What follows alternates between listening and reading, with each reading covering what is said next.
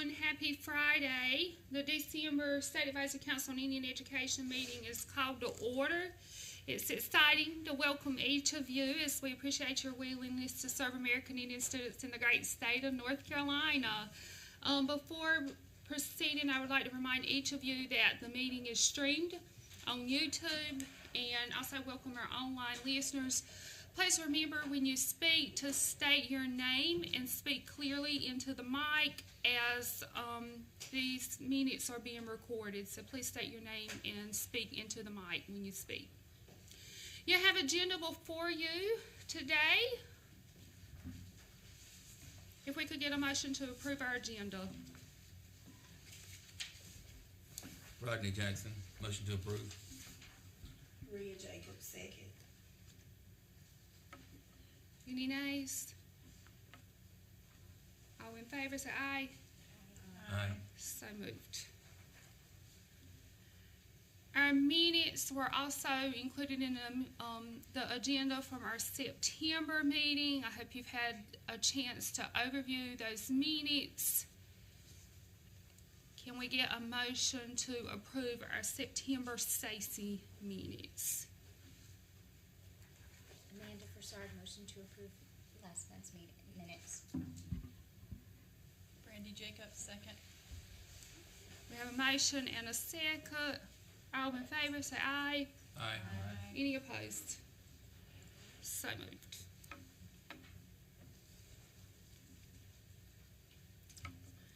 Alright. Welcome everyone. I would like to say that Miss Cameo Lanning and Miss Tina Lance are not with us today due to deaths in their families, so we do send them condolences and prayers as they go through this difficult time. Next on our agenda is our chairwoman's report. During the month of November, of course, we celebrated American Indian Heritage Month throughout the state. If you visited a school, read a book, or whatever you may have done, we certainly appreciate your services and providing that culturally responsive teaching across our schools in North Carolina. The opportunity to experience and honor the richness of our people is powerful and sends a message that we're still here. I encourage each of you to continue to share our stories throughout the year, as it's important that we continue to do culturally responsive teaching.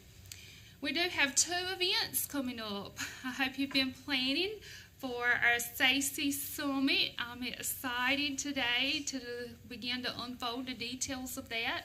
So we have that coming up, and we also have the Unity Conference that is coming up. We're going to hear some details about that.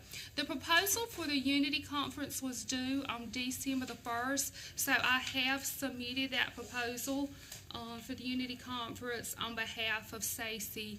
The SACY report will be presented at the Unity Conference. And that's all I have to report out for my report. So we will move on to the next thing on our agenda, which is updates from the North Carolina Commission of Indian Affairs.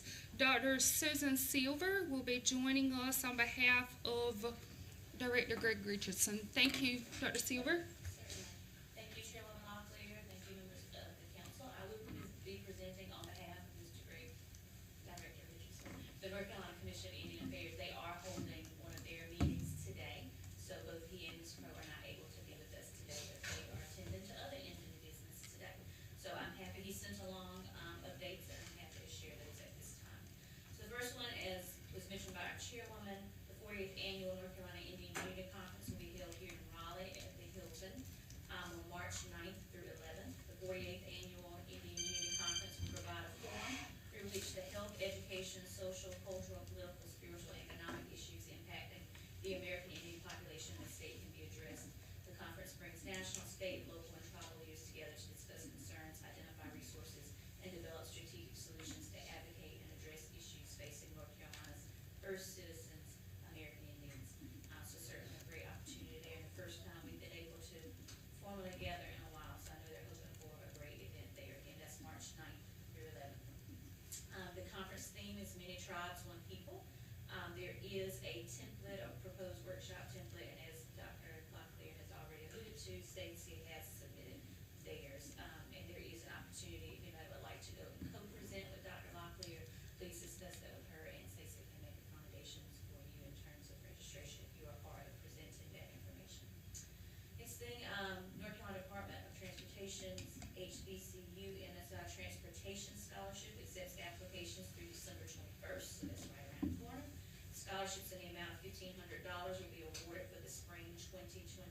semester to students currently enrolled at a North Carolina HBCU or MSL. You can access the application. There is a link to the portal. We've linked these announcements into your agenda as well if you need them.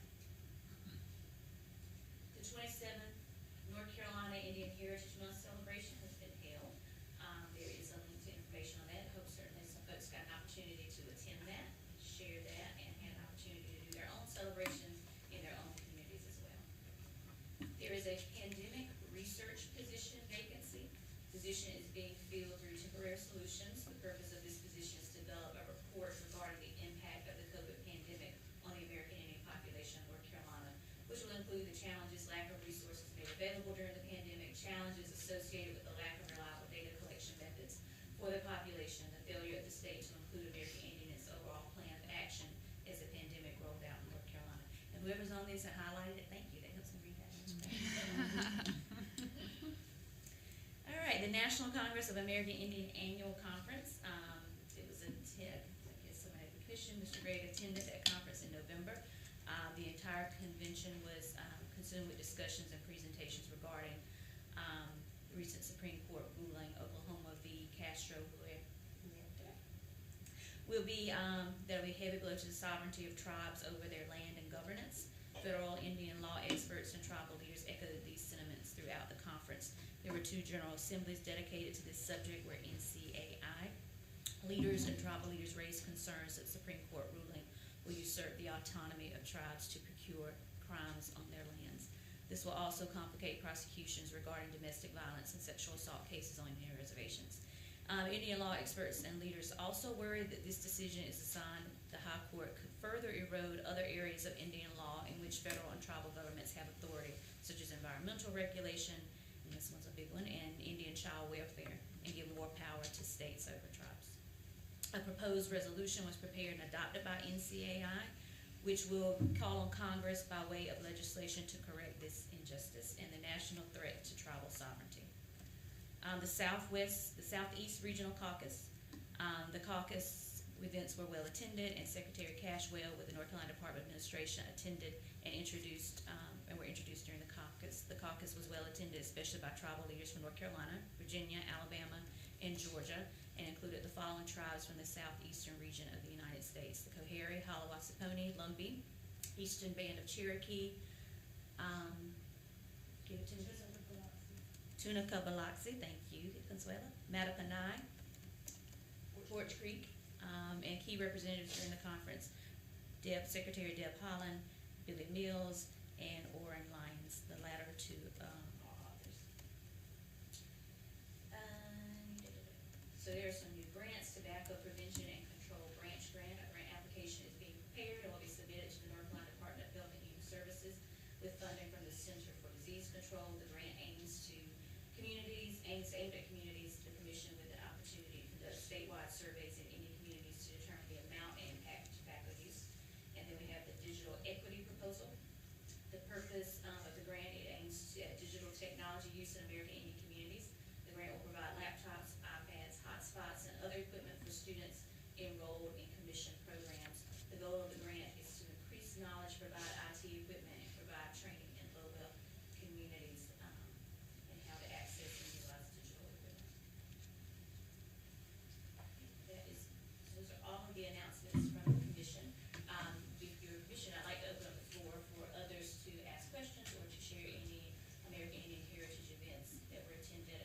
Also, some other things happening in DC. There was also a Native American Youth Summit. We did have some youth from North Carolina who participated in that. And Secretary Deb Holland and First Lady Jill Biden attended that. And there was also an event just this week in DC as well for American Indian leaders. So certainly I'm going to do those. I'll turn it back to you now, Jeff. Dr. Silver, on the scholarship from Rodney Jackson, on the scholarship from the Department of Transportation, that's also available to UNC Pembroke.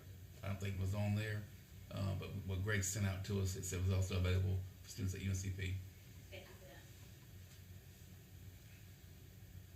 We also had some members to attend the National Indian Education Association Summit in Oklahoma. Angelique attended that. Mr. Rodney Jackson attended that and was awarded the Community Service Award. And I was also in attendance and presented at NIEA.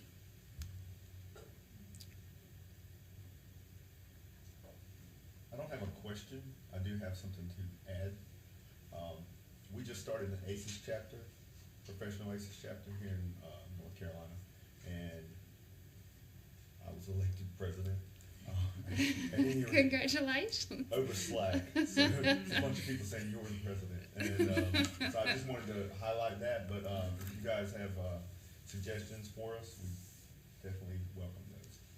There was a conference in Palm Springs. The Palm Springs was in in Palm Springs. I was in attendance at that as a Red Hat employee, not Yes. as a. But I also I joined ACES. I was in ACES back in the '90s as a college student. So yeah, I came away from that conference with a very renewed sense of what that organization is about, and I think we should definitely highlight that. And I know that because my daughter was there, and I saw your picture, and also one of our presenters for our summit, Ms. Lomboy, Ashley, Yeah. was there as well. My daughter sent a picture of her with her, and I'm making some connections here. My daughter went through California group, she's at UCLA, so it's, I saw y'all, I think he's on Saturday. Nothing further, Madam Chair, I'll turn it back to you. Thank you. Next on our agenda is Dr. Olivia Oxenine. Is she joining us virtually? Okay, she is here. Hi, Dr. Oxenine. Dr. Oxenine is joining us to provide updates from the State Board of Education. Hi, Dr. Oxenine. How are you? Hi. Yes, I'm joining you virtually. I spent 2 days in that room, the last 2 days. Well, So thank you. I'm gonna be in that room virtually for the next few minutes. So it's good to be with you. Let me just say that some of you probably need to speak in the mic. Need to get closer to the mic. I know how that works because sometimes seated at that table, I forget to put the mic as close as possible. So I say that because I heard some good things about folks winning awards. I'm not sure who somebody became president of something. And that's congratulations on being president of your organization. And then I did hear quite clearly, Mr. Jackson, you received an award at the IEA National Conference of Indian Education, National IEA Conference. Is that correct? Yes, ma'am. Very good. Congratulations. That's very well deserved. I think it was a community award. Is that correct? Yes, ma'am. Very good. On behalf of the State Board of Education, I just want to extend a hearty welcome to you in the building today for your quarterly meeting. I'm sure that a bulk of this meeting will be devoted to planning for the January 27th summit. That's always an important day on the calendar for SACE. It occurs every 2 years. So I think we had to skip a 2-year period because of the pandemic. So this might be the first time in 3 or 4 years that we have gone back to the summit. It's a big day for SACE, and it's a big day for our students, our Indian students in North Carolina, because it's a time when we clearly focus on those students and all that's going on to meet their needs and also to discuss the current needs that they have. I'm just going to hit highlights of our State Board of Education meeting that concluded yesterday. We, as I have explained in the past, but I'll reiterate, we meet the first Wednesday and Thursday of the month. That schedule has been in place many, many decades. The Thursday meeting is the official meeting because that is the meeting when the State Board acts on the policy recommendations that come before the State Board. So that Thursday meeting this will shock you, but the first Thursday meeting of the State Board of Education has been in place for not just decades, but a couple of centuries. So we've been very loyal to that Thursday meeting, even though the pandemic put a little bit of squeeze on it. We had to do many, many meetings, that Thursday meeting and Wednesday meeting virtually. Highlight a couple of maybe 3 major points for you. We had some LEAs and a charter school, and I will call these schools part of the Indian Education Hub in North Carolina. That means that the school system and the schools receive Indian education funds.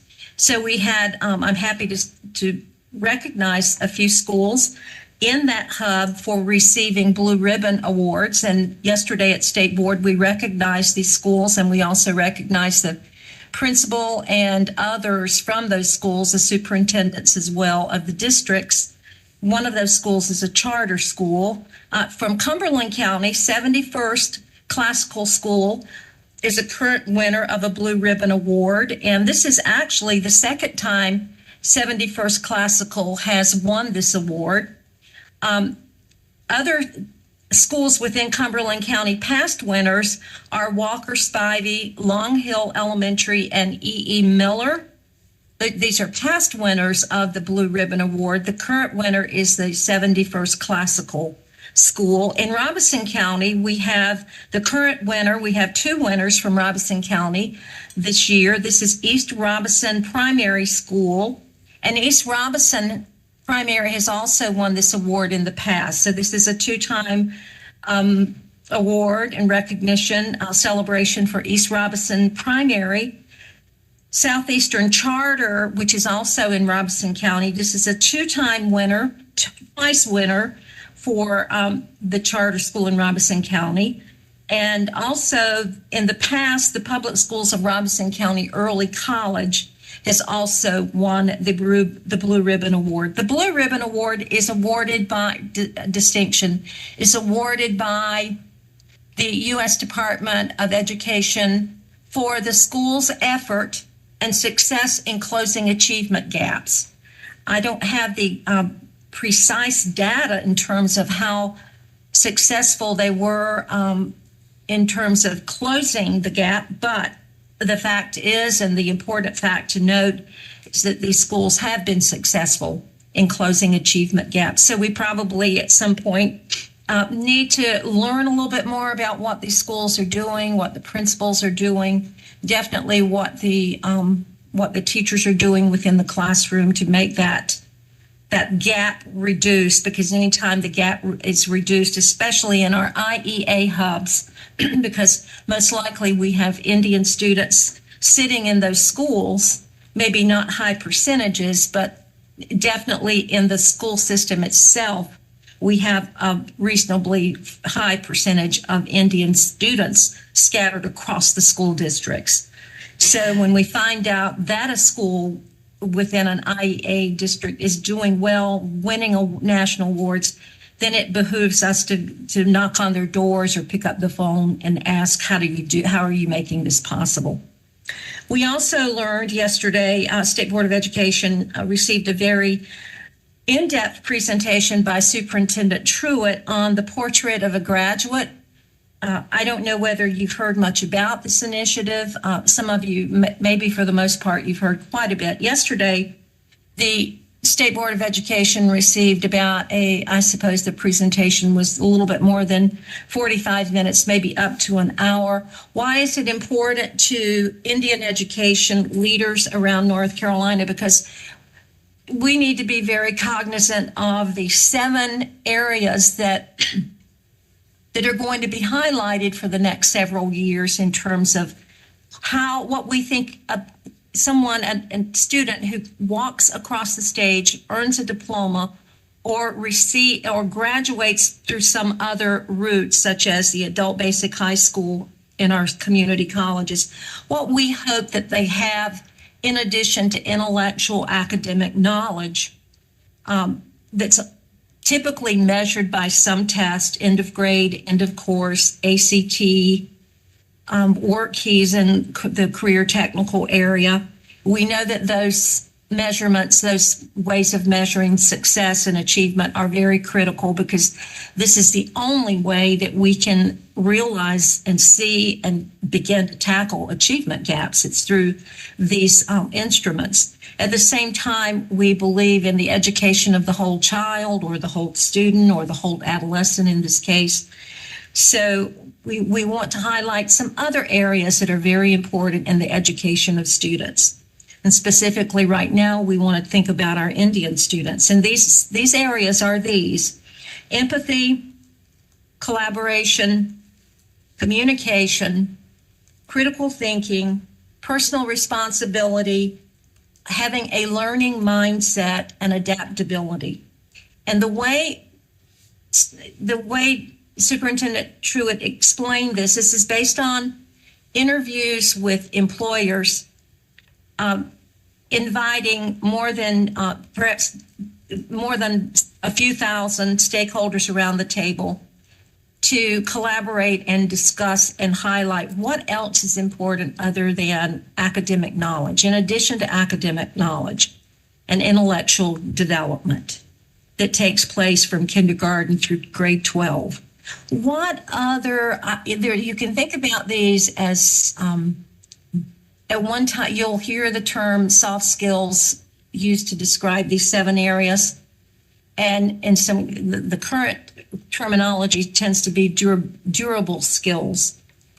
In higher education, specifically at Pembroke, we refer to these skills as these areas as dispositions, because we believe that teachers, future teachers, and future counselors and future school leaders, principals need to have just a wellspring of dispositions intact, in addition to the academic knowledge of learning to be a principal or a teacher. So the portrait of a graduate for North Carolina includes, again, empathy, collaboration, communication, critical thinking, personal responsibility, learning mindset, and adaptability. Now, it isn't just that there's a list.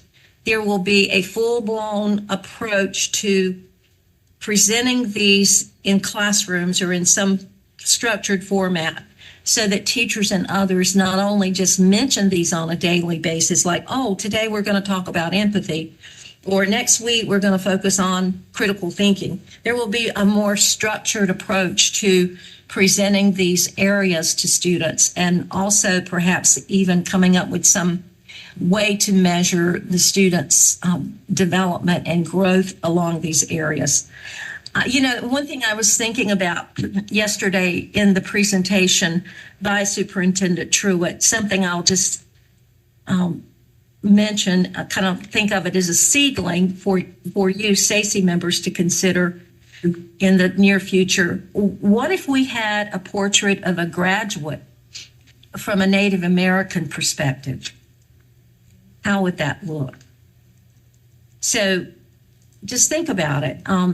Dr. Silver, at some point, maybe you can show this portrait to Stacey. I don't have it readily available.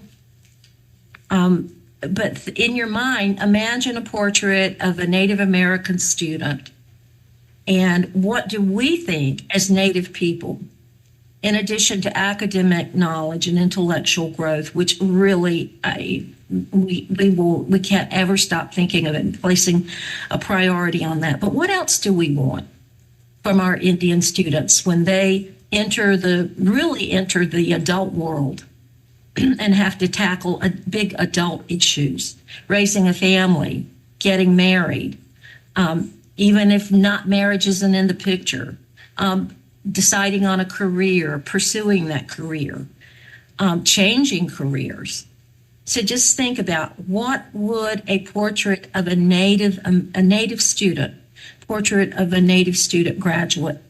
It might include these areas, or it may expand and take on other attributes. I was just thinking, as I continue thinking about this, we definitely want our students to understand and have an appreciation of their heritage and their culture. So a portrait for a Native student would certainly have to have an attribute about the knowledge of heritage, knowledge of tribal history, and so on and so forth. So I just want you to ponder that for a while. We also talked about, you've probably heard about the new approach, and all it is a major discussion at this point. We're deep into a discussion about rethinking teacher licensure in North Carolina. And that discussion is couched under the title of Pathways to Excellence. We have had subcommittees made up of PEPC that have been part of deliberations and brainstorming and serving as a think tank to think about a different way to license our teachers. This has been going on for almost a year and a half. So we're moving that idea forward, and we're calling it, as it moves forward, we're kind of renaming it as an action framework. And the action framework will certainly include a lot of the deliberation that's been going on for about a year and a half. But at this time, we're going to kind of structure it more around preparation standards. Those of you in higher education, Dr. Locklear, Tiffany, you will probably definitely understand in-task standards. So in-task is going to be probably the driving framework around this pathway. The intent of the pathway is two-pronged. Number one, it's to truly find a way to respond to the teacher shortage, because this shortage is not, it's a stubborn issue. It's not going away. And if anything, it's probably going to increase over the next few years. So we believe this pathways is one way to energize and motivate and inspire, let's say, students in middle grades right now to think about being a teacher. Of course, we're going to need them before they finish high school. So that is one reason for the new approach. The other reason for this new way of thinking about licensure is to reward teachers along their entire career monetarily. And it's going to be based on a lot of factors, not just EVOS, test scores, and so on, but other factors. Those factors are to be determined. And this is going to be, when I say to be determined, that will be part of the menu of things that the Pepsi Commission will have to continue working through and refining. Right now, where we stand is the State Board of Education approved a motion yesterday to go before the General Assembly with a recommendation, and that if all goes well, it will become a bill and then move forward to becoming a statute with funding. We want to experiment with this pathway because this pathway has a lot of moving parts to it, like beginning from the apprentice level all the way up to the most advanced level, like the adult learner, where that teacher is truly working in an assistance capacity with new teachers. So moving parts. So what we want to do is get funding from the General Assembly to do some pilots of this pathways. It's too massive not to pilot. It's way too massive. During my year serving on the State Board of Education, I don't know that we've tackled anything this this robust, because it will also mean a change in laws. A substantial body of law around licensing teachers would have to be changed. But all of that would be contingent on what we learn from some pilots. So we're hoping that and have our fingers crossed, and we think we'll be successful in getting funds to pilot this pathways model. The suggestion that I brought up in discussion on Wednesday is that you can't learn from something this massive unless you pilot in a variety of sizes of school districts. So yeah, you can pilot something in Union County or any of our middle to large counties, mid-sized to large counties, and learn some positive things.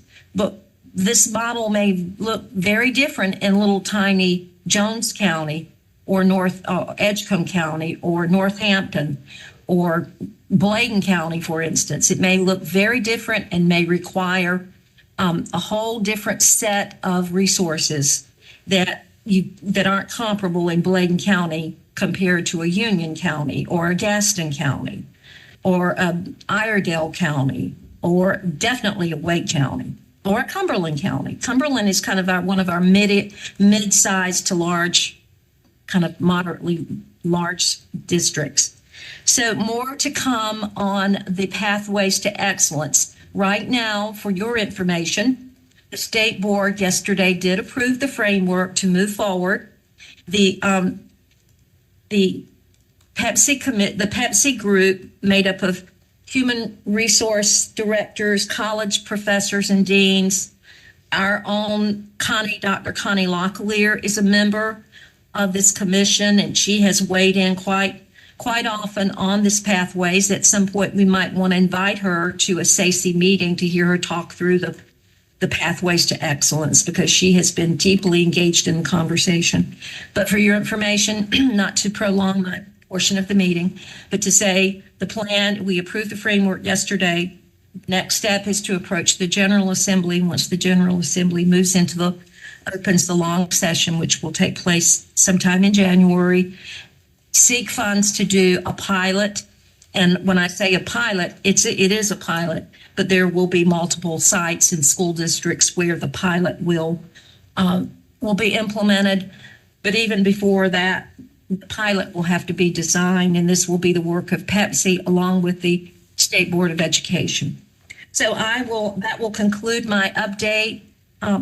The meeting was very extensive. Anytime you have a 2-day meeting, it's extensive. But what I wanted to do, just not go over time, was just hit the highlights from the 2-day meeting. So thank you, Chair Lady Locklear. And I'm open for questions. Are there any questions for Dr. Oxenine? Dr. Oxenine, Yes. Rodney Jackson. So you're going to present this to the General Assembly this year, or Yes. Okay. It will go to the General Assembly, and when the long session begins in a few months, and actually in a few weeks. And we're very optimistic that the General Assembly will agree with us that we need to do some pilots. I would imagine, I can't speak for your superintendent, Mr. Jackson, but I would imagine Cumberland County might be interested in being a pilot. Okay. Might be. There will be, I will be very candid and say there's been a lot of back and forth discussion around the state about this model. It has, it's received a lot of critique from a lot of stakeholder groups, and some of the critique has not always been in favor of the pathways. We believe that with one of our advisors yesterday, or day before yesterday, our teacher of the year made a recommendation that the department develop and release a FAQ, frequently asked questions about the pathways to excellence, to better explain some of the nuance, some of the details around the pathways, and to extinguish some of the rumor mill about what it is and what it is not. So in the spirit of transparency, I have to say to you that it has not, all the critique has not been favorable, and some of it has been favorable and some of it has not. But I'm not surprised at that, because anything this massive that has career implications, has money implications, has status implications, is going to cause people to raise their hands and ask questions. We believe that the approach with the framework, the action framework, and really stepping back and being realistic enough to say this is too big not to pilot. We think that's going to make some difference, major difference. At least I believe so. I have thought all along that something with these many moving parts and implications needed to be tested. And the way you test in education, as you know, is through pilots.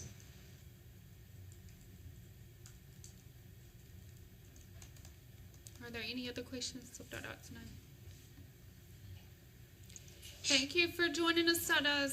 I'm sorry, Dr. Absolutely. I'll stay for a little bit longer, and then I must go to attend another meeting. But I truly look forward to the summit and doing my part to make sure it's a huge success.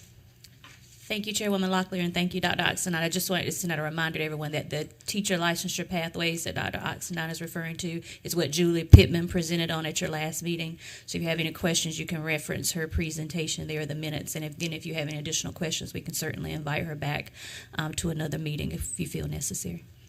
Thank you. Yes, Dr. Oxendine, please stay with us as we'll be doing our SACE report and our SACE summit. Oh, yeah, I am definitely going to be here for that. Okay, thank you.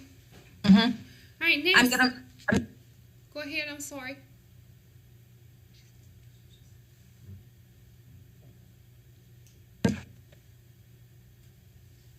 I just said I'm off camera. Okay, thank you. Next on our agenda is Mr. Rodney Jackson, the Indian Education Coordinator at Cumberland County Schools, to provide us Title VI updates. Thank you, Dr. Locklear. This is Rodney Jackson from Cumberland County Schools. Title VI updates. Your annual performance report was due in the Office of Indian Education by October 28, 2022. Registration for the 23-24 OIE and Title VI Indian Education Grant is going on right now. The deadline to register for that is December the 9th, 2022, which is next Friday. All Title VI funds must be obligated by June 30th, 2023. Drawdown funds. We need to conduct our drawdown funds either monthly or quarterly, according to your finance your finance plan that you submitted in your grant. You can monitor your Title I Indian Education Grant drawdowns in the G5 system. If you are not the designated person that conducts the drawdown funds, please work closely with your finance director or your budget person with your school system or with your tribe to make sure your funds are being drawn down accordingly. The funds do not roll over from year to year, so you must use up your funds before June the 30th. What is the G5 system? G5 is a system that the U.S. Department of Education created, so everyone can check their Title I, their Title VI funds in the G5.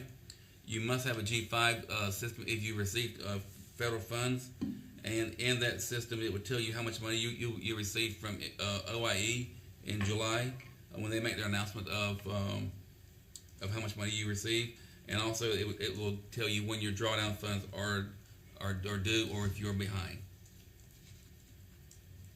That's it, Dr. Locklear. Thank you.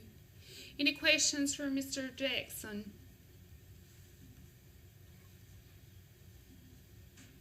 Next on our agenda, we would like to welcome Mr. Curtis, who is the Section Chief Analysis and Reporting Office of Accountability and Testing. He is going to do a presentation on our 2022-2023 state performance data. Welcome, Mr. Curtis. Well, thank you, Chair Locklear. I appreciate it. Council members, I'm happy to be here to present some information on the data, the accountability data that you will find in the report that you will be putting out soon, as well as if there's a little bit of time, I'd like to kind of tuck in an update on the NCPAT innovative assessment work that we're doing that has been presented to you, I'm sure, by Dr. Howard in the past. She said if you can get a couple of slides in there and you have time, so we'll focus on that data reporting and any questions you have, because that's the main purpose here. But I did add some slides, and certainly we'll leave you with the slide deck so you can take a look at that. But I do think it's important to give you an update on how we're progressing in that work, particularly the involvement of the American Indian population within that work,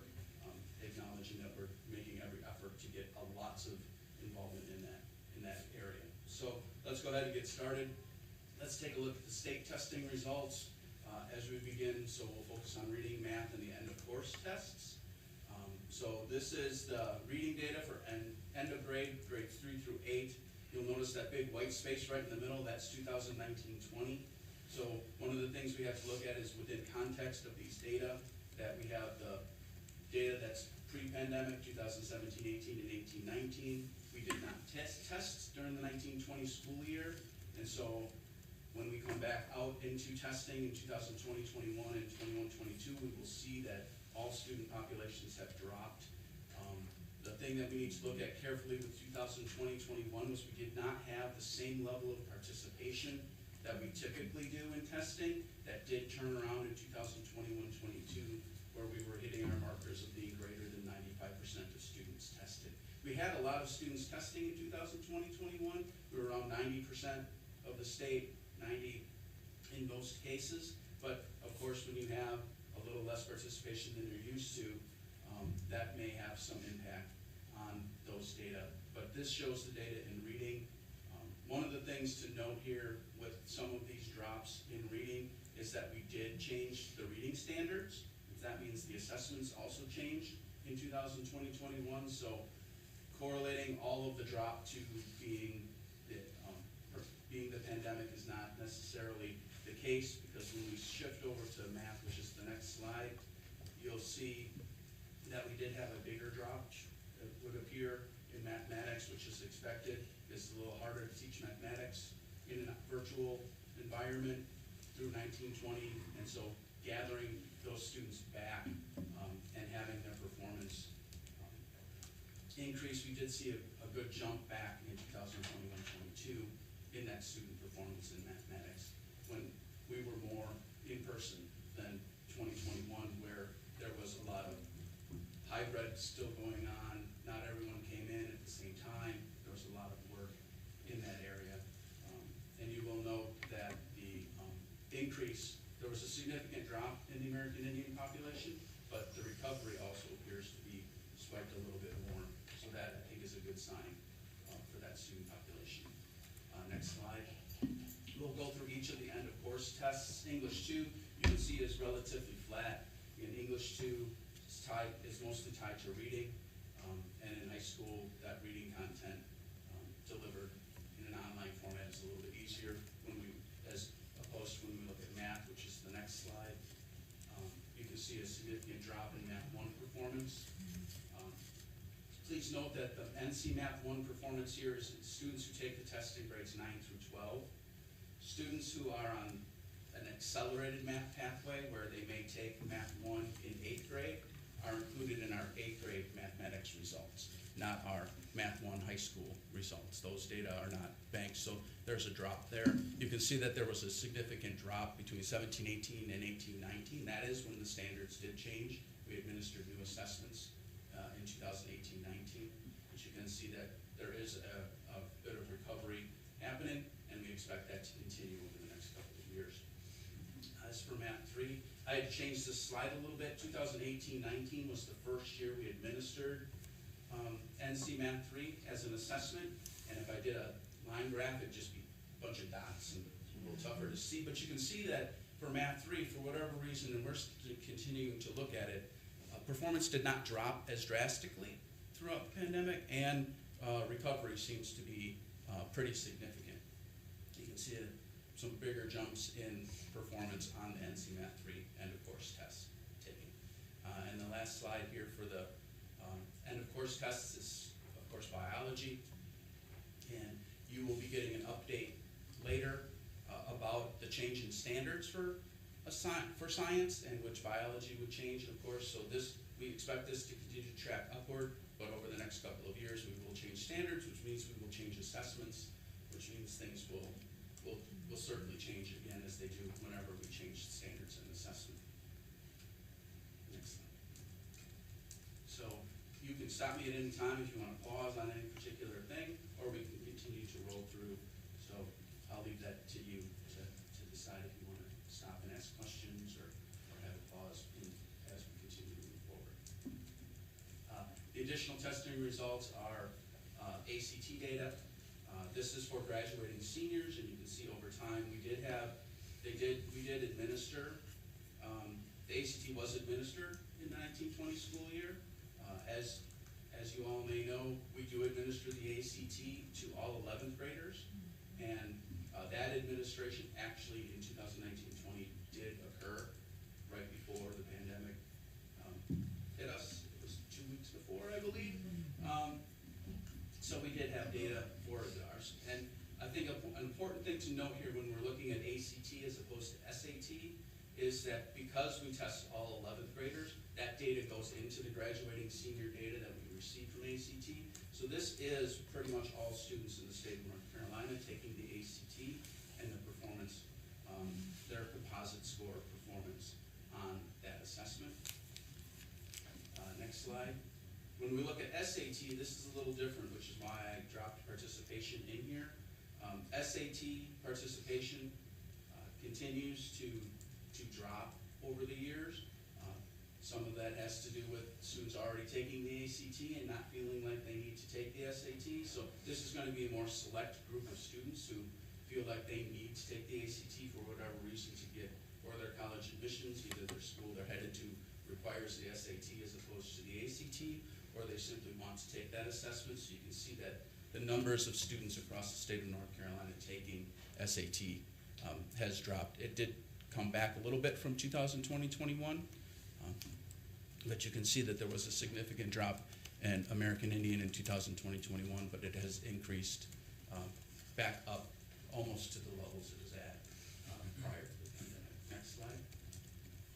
And so for the graduating seniors, SAT score data is here. I think an interesting thing to highlight here is the what would appear to be a pretty significant increase in the average score, total score of the American Indian population. You can see that it continued to go up even significantly after the pandemic. One thing we have to think about is who is taking the SAT, but that is a significant increase as opposed to some other areas that appear to have pretty good drops in that data. Next slide. This is advanced placement participation. Now this participation is based off of all students within a school or within the state. Not all students just taking advanced placement courses. So that's why those numbers seem very, very low. But that, if we were to look at this as students who were in advanced placement, it would probably be significantly higher. Next slide. One of the important things to note here is the increases in students scoring 3 or higher on those exams, which there has been a significant increase since 2018-19, particularly for the American Indian population. You see that that increase continues to go up, as well as the other students who are taking this. We also have a lot more participation in general in AP exams, so that's a testament to that AP work that is done with advanced academics and schools participating in the AP program and offering those opportunities to students. Next slide. So then there's 2 other pieces of information that are available. One is the dropout rate, which is the next slide. And you can see that the dropout rate was continuing to go down, but then did have a bit of a spike in 2020-21. These data are not yet available for the 2021-22 school year. My understanding is those data will become available in March. So we can only look back to the 2020-21 school year, but there's a significant drop in the American Indian population dropout rate. You can see that those numbers were 3.05 in 2017-18, 3.13 in 2018-19, and it has dropped to 1.62 in 2020-21. And if that were to continue, that would be a significant drop for 21-22. And we can be hopeful that that will be the case when the data comes out. And then the next slide, of course, not directly an inverse to dropout, but could be looked at in a similar way. The 4-year cohort graduation rate, we did have a drop overall in all students of 0.6 percentage points. It's hard to see on the little dot, but if you look in the table, we went from 87.0 in 2020-21 to 2021-22, 86.4. But you can see that the rate for the American Indian population has gone back up to recover where it was in 2017-18 and exceeded it a bit. So, are there any questions as we look to transition above the data? Chair Lady Locklear, this is Olivia. Yes, you may proceed. I have a quick question about ACT results. To what extent are those results disaggregated?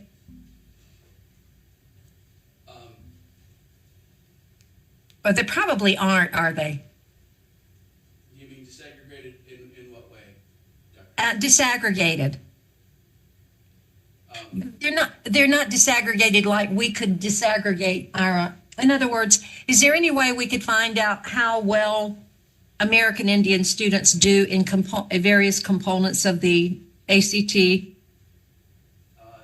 that is possible if you're talking about the different subtests. Yes. That data could be generated. It would have. We have the student level data with all of the various subtests, and we do break out in our public reporting, not by student group, but overall for schools. I see. Of students meeting the benchmark. Is that what you're thinking? That's basically my question. That I believe, I would have to go back and talk with my team, but I believe that is possible if that's something that you have interest in looking at.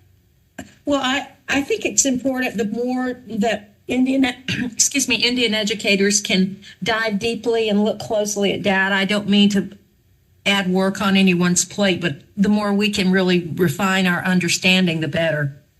Sure, I can certainly take that back and talk with my colleagues and talk with Dr. Howard about how we can. Thank you so much. And you're from I can barely hear you. You are in the agency, correct? Yes, ma'am. Thank you so much for the presentation. Thank you, Chair Lady. Thank you. Are there other questions?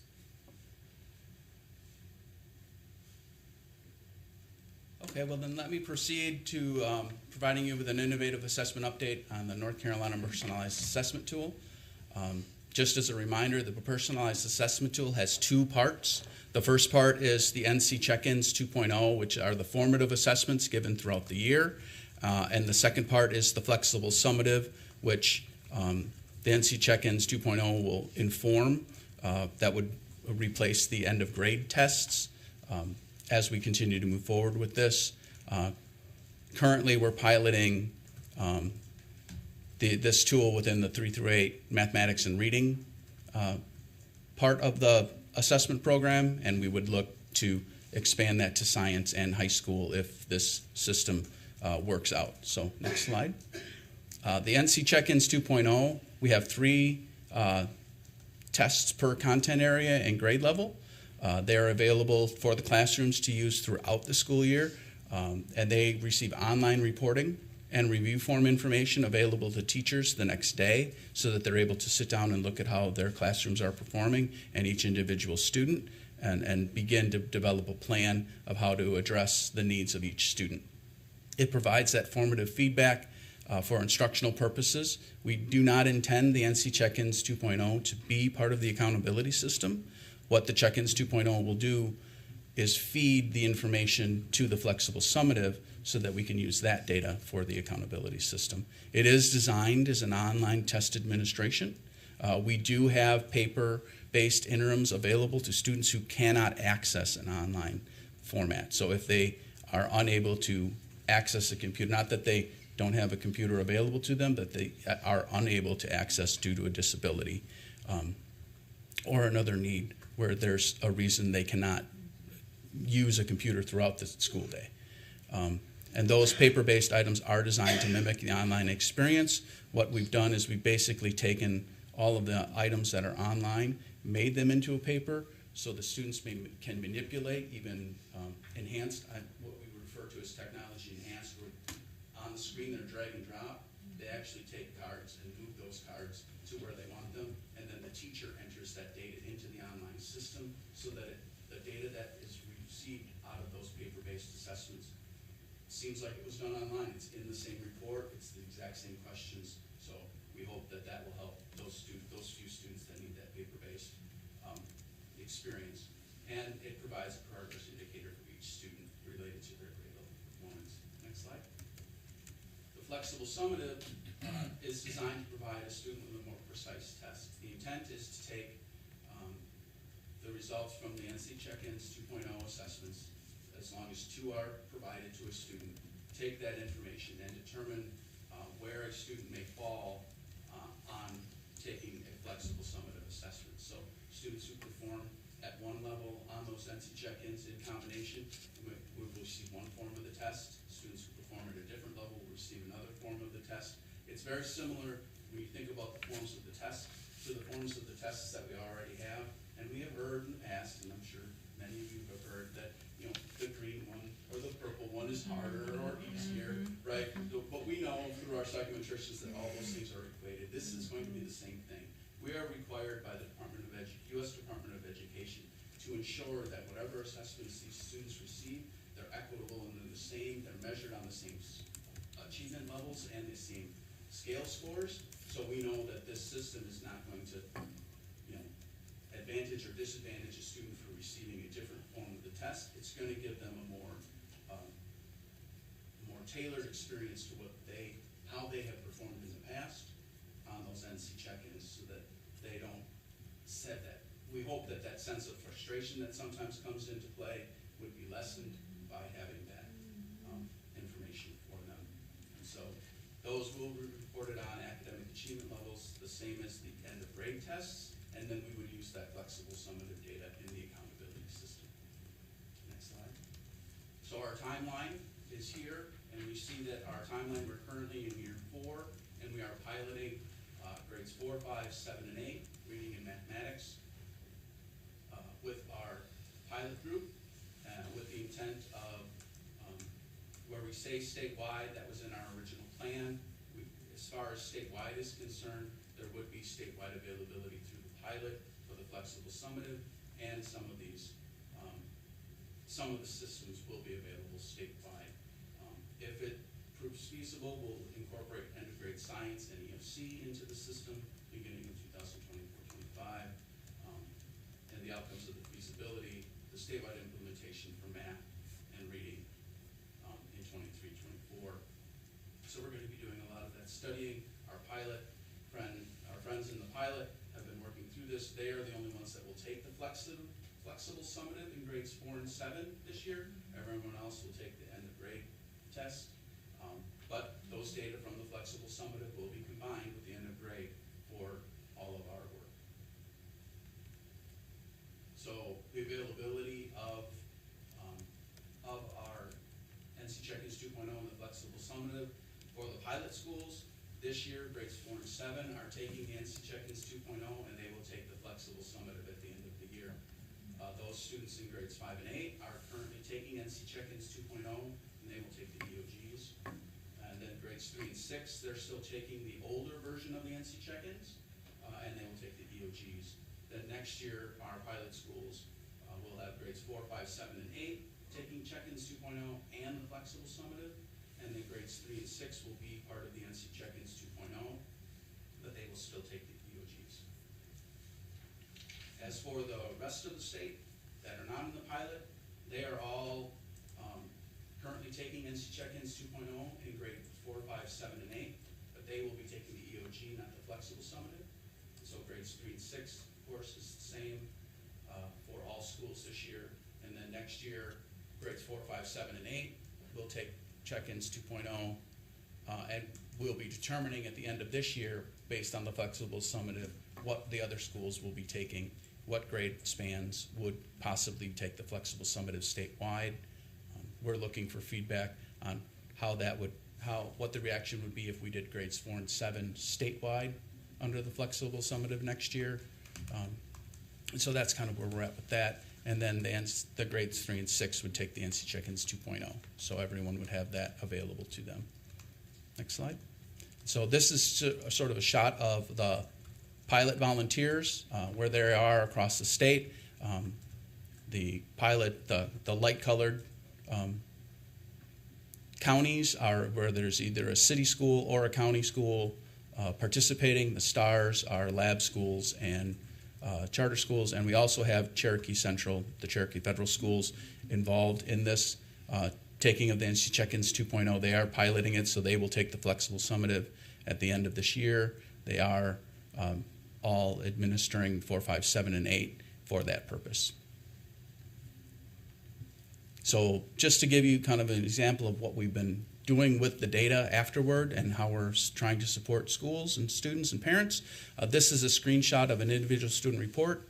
If you've seen the individual student reports from the end of year assessments, this is not that, right? There are no numbers on this other than an explanation of the standards that are being assessed.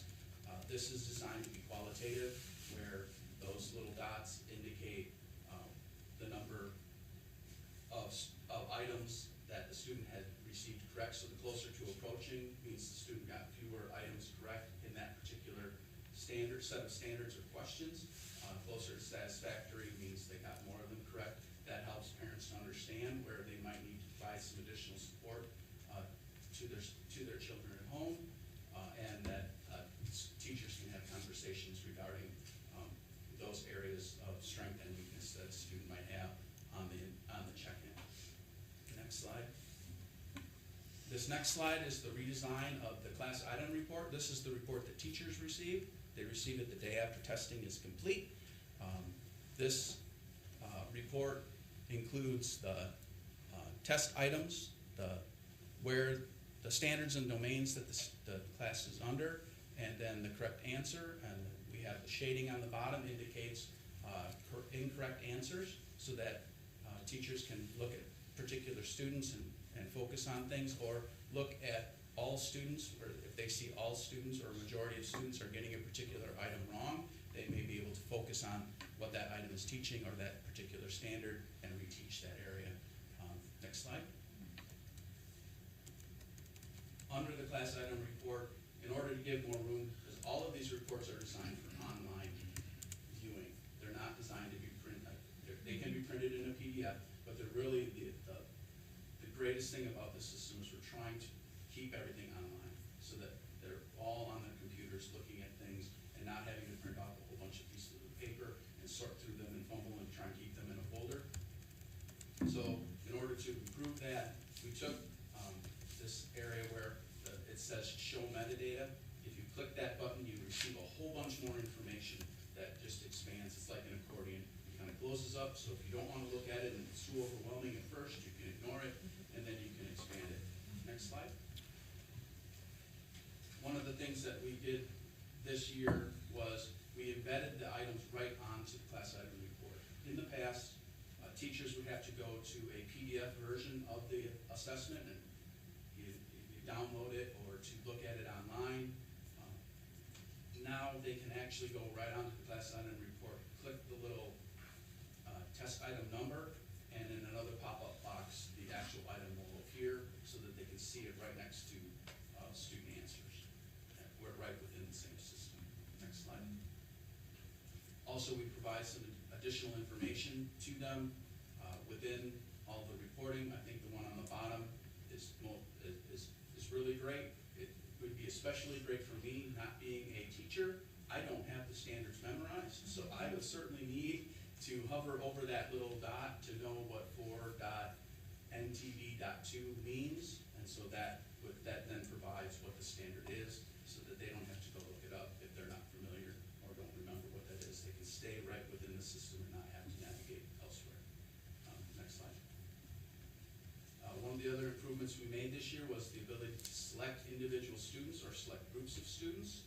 So if you have particular groups of students, like you cluster your students together for a reading group, you could select all of those students from that drop-down list and then see only their data to see if you, as a group, you need to do something with those students as a whole or individually.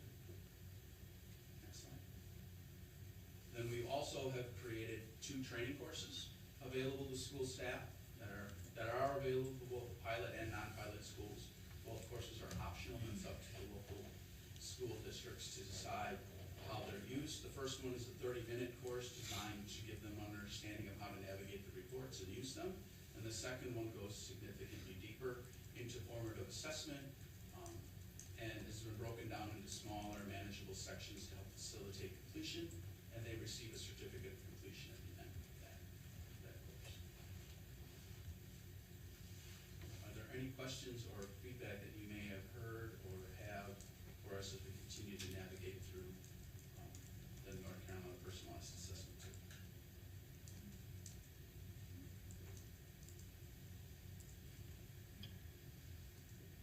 Thank you very much for your time. Thank you. We appreciate your commitment to our SACE report and collecting this data for us. So thank you again. Thank you.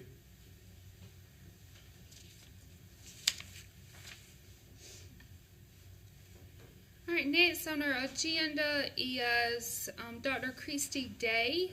She's joining us to provide an update on the North Carolina Science Standards Stakeholder Survey. Good morning. Are you able to hear me? Yes, I was just letting the members know you will be joining us virtually. Thank you for joining us. We can hear you. Perfect. Thank you. Thank you for the invitation to come speak briefly about the process that we are deep into with the review and revision of the science standards. My name is Christy Day, and I serve as the Director of Academic Standards. And with me this morning is Dr. Charles Aiken, and he is the Section Chief for Math, Science, and STEM. So I'm going to let him take over and give you a brief overview of the work that's been done so far with the review and revision of the science standards, and then talk about currently what's live out there in order for us to gather some additional feedback. So thank you, Dr. Day. Good morning, everybody. I'm Charles Aiken. I'm the Section Chief for Math, Science, and STEM. And as Dr. Day said, we are well underway with our revisions and review of the current science standards and looking forward to implementing some updated and revised standards in the near future. So just really quick background, the process is guided by a manual that was approved by the State Board back in February, which does an awesome job actually of sort of laying out step by step the processes that we need to go through. It's really broken down into two parts. So one is the review part, which really is collecting a lot of the research background, comparing our work to other states, to national frameworks, to international frameworks. And then it also includes, and very importantly, getting a lot of feedback and input from all of our stakeholders. So actually, we did focus groups around the state. We did interviews. Dr. Locklear was an awesome participant in that process. And we took all of that information, and we had a team of it included teachers, members of higher ed, school district leaders, principals, and they spent about 2 to 3 weeks really looking through all that data and trying to come up with what does the field seem to indicate they would like to see happen to our standards. And then they put together a formal report, and then that report was handed to a totally different group of educators. That group was mostly classroom teachers, some instructional coaches, a couple district folks, and their task was take all of the input and the feedback collected through the interviews, focus groups, surveys, and take a look at the standards and determine what recommendations, edits, revisions really needed to take place. And let's see, about 2 weeks ago, I think it was 2 weeks ago today, actually, we released our first draft of revisions. And it was released in the same exact sort of survey format. We sent one survey that really just goes to our districts and charter schools, and they're working on providing us their input. And then we did another survey that went to any North Carolina stakeholder, parents, community members, business leaders, individual educators if they would want, anyone obviously that's connected with our school system. And those are currently out. Those will stay out until basically midnight, December 18th. I think it's 11:59 on December 18th, and we want as much possible feedback as we can get. I'm really excited. I just looked this morning. We have a little over 2,200 responses so far in about 2 weeks. That's fantastic. Obviously, we would want more. I think when we did it this summer, we got just over 4,000 responses. Love to see as many as that this time around. Obviously, that would be fantastic. And really, it's intended for anyone who's connected. So all aspects and perspectives matter. And then what we'll do is a very similar process to what we did this summer. So once these surveys close, another part of DPI, the Office of Learning Recovery, will do the data crunching for us. They'll take all the spreadsheets and they'll do one, which is just sort of the number crunching of here are the people, the likes, the dislikes, the requests for changes. But they also do a really good job of sort of looking at the comments and giving us feedback on what's behind, whether people like it or not, what is it behind that they may have given us some feedback, what matters to them in that sort of perspective. And so the same team of educators who were the first to create a data report, they will come back together. In fact, we were scheduling that today, as a matter of fact. And they'll spend some time again trying to determine how people are feeling, what are the trends that we're seeing, what recommendations do we need to make for a second round of edits. And then we look to send out a second draft probably late February, and it will stay open for 30 days as well. So we'll have another round where we're going to want some feedback and input again, and then we'll create a third draft. And that third draft will be the one that we will take to the state board, hopefully in June, for a first read. So it's very exciting. We have a lot of people that have been a part of this process. I certainly want to thank Dr. Locklear and all of our members that were part of the interviews. It takes time and energy away from other things that I know you're doing, and we really, really do appreciate it. So just here along with Dr. Day, be glad to answer any questions that I can, but mainly we have pushed the link out. It's on our website. I know that the DPI public relations folks have been sending it out. I think it's on their Twitter and Facebook pages. If any members here also have signed up for the math or science or STEM listservs, we have been putting it there as well. So please feel free to look for that. And actually, I'll probably be sending a reminder separately through those listservs later today. I think the science newsletter should have gone out earlier this week. I think the math newsletter should be going out today. I think the STEM one will probably be next week, but we're going to try to keep sending out those notices as much as we possibly can. So please share it, send it on to anyone. We want as many participants as we can possibly get. So yeah, whatever I can answer and help and explain, please feel free.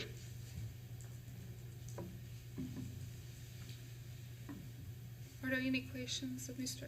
Dr. Aiken? Here, Lydia, if I could just weigh in, this is Olivia for a minute. Yes. The presentation to the state board on the new science standards was absolutely wonderful. As I made the statement in the meeting, I'm not a science person, but I was very enthralled in the in-depth way that I think it was an 8th grade standard, how an 8th grade teacher in science could really take science from a very basic idea. Of course, it wasn't basic, it was complicated, really. But how that could be broken apart in such a way that students could get I think it was around the periodic table or something. And how just any student with enough really clear teaching could get into that lesson and really enjoy it. So I'm very pleased with what the state board has seen, from my perspective anyway, on these science standards. Thank you, Ms. Oxendine. And that's a really good point I would want to share. So if anyone who's listening did participate in the first survey, that was very much the 2009, which are the ones that we're still using. If you were to look at the draft that's currently out, it will look a little different. And one of the things that we tried to stress kind of in the cover letter that goes to the survey is that one of the biggest themes that we heard from all of our participants, whether they were really educators or community members, was answering the question, really two questions. So one is, what's the student supposed to do with the information? The previous standards, the ones we're currently using, really are more just content. It's very much this is what the student needs to learn. And one of the things that we heard, I think, very clearly was a desire for teachers to have a better sense of how should the student show us that? How should they tell us what they've learned? And then in the community responses, likewise, we heard a lot of concern about, it's great that my student or my child will learn it, but to what end? And so if you were to put these together, or if you read the current draft, you will see some language at the front of every objective that is asking and providing a way that the student could show it. And they come from something called the Science and Engineering Practices, which is a part of a framework that's actually been out for a while. It's just we haven't had a chance to update our science standards in a little bit. And that was something that the teachers especially, but even our community members really said, we need to know why. What is the student supposed to do with it? So I really appreciate Ms. Oxendine saying that, and that's something that I should have shared. If you do look at it, you're going to see everything kind of written as a two-part phrase.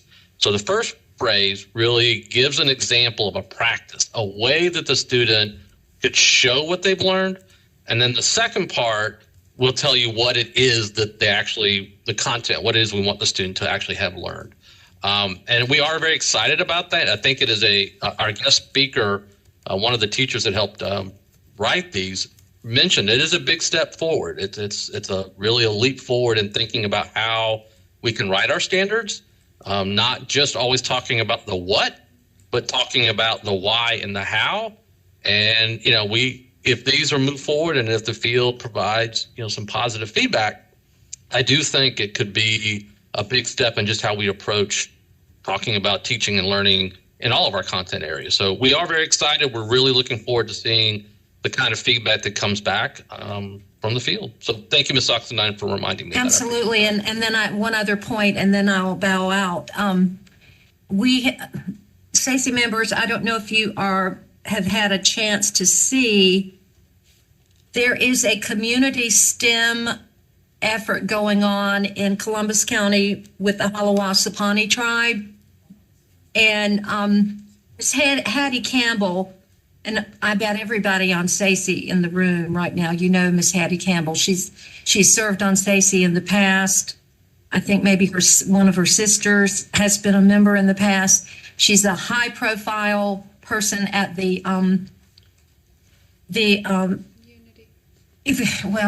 annual Unity Tribe, the convention of the United Tribes of North Carolina.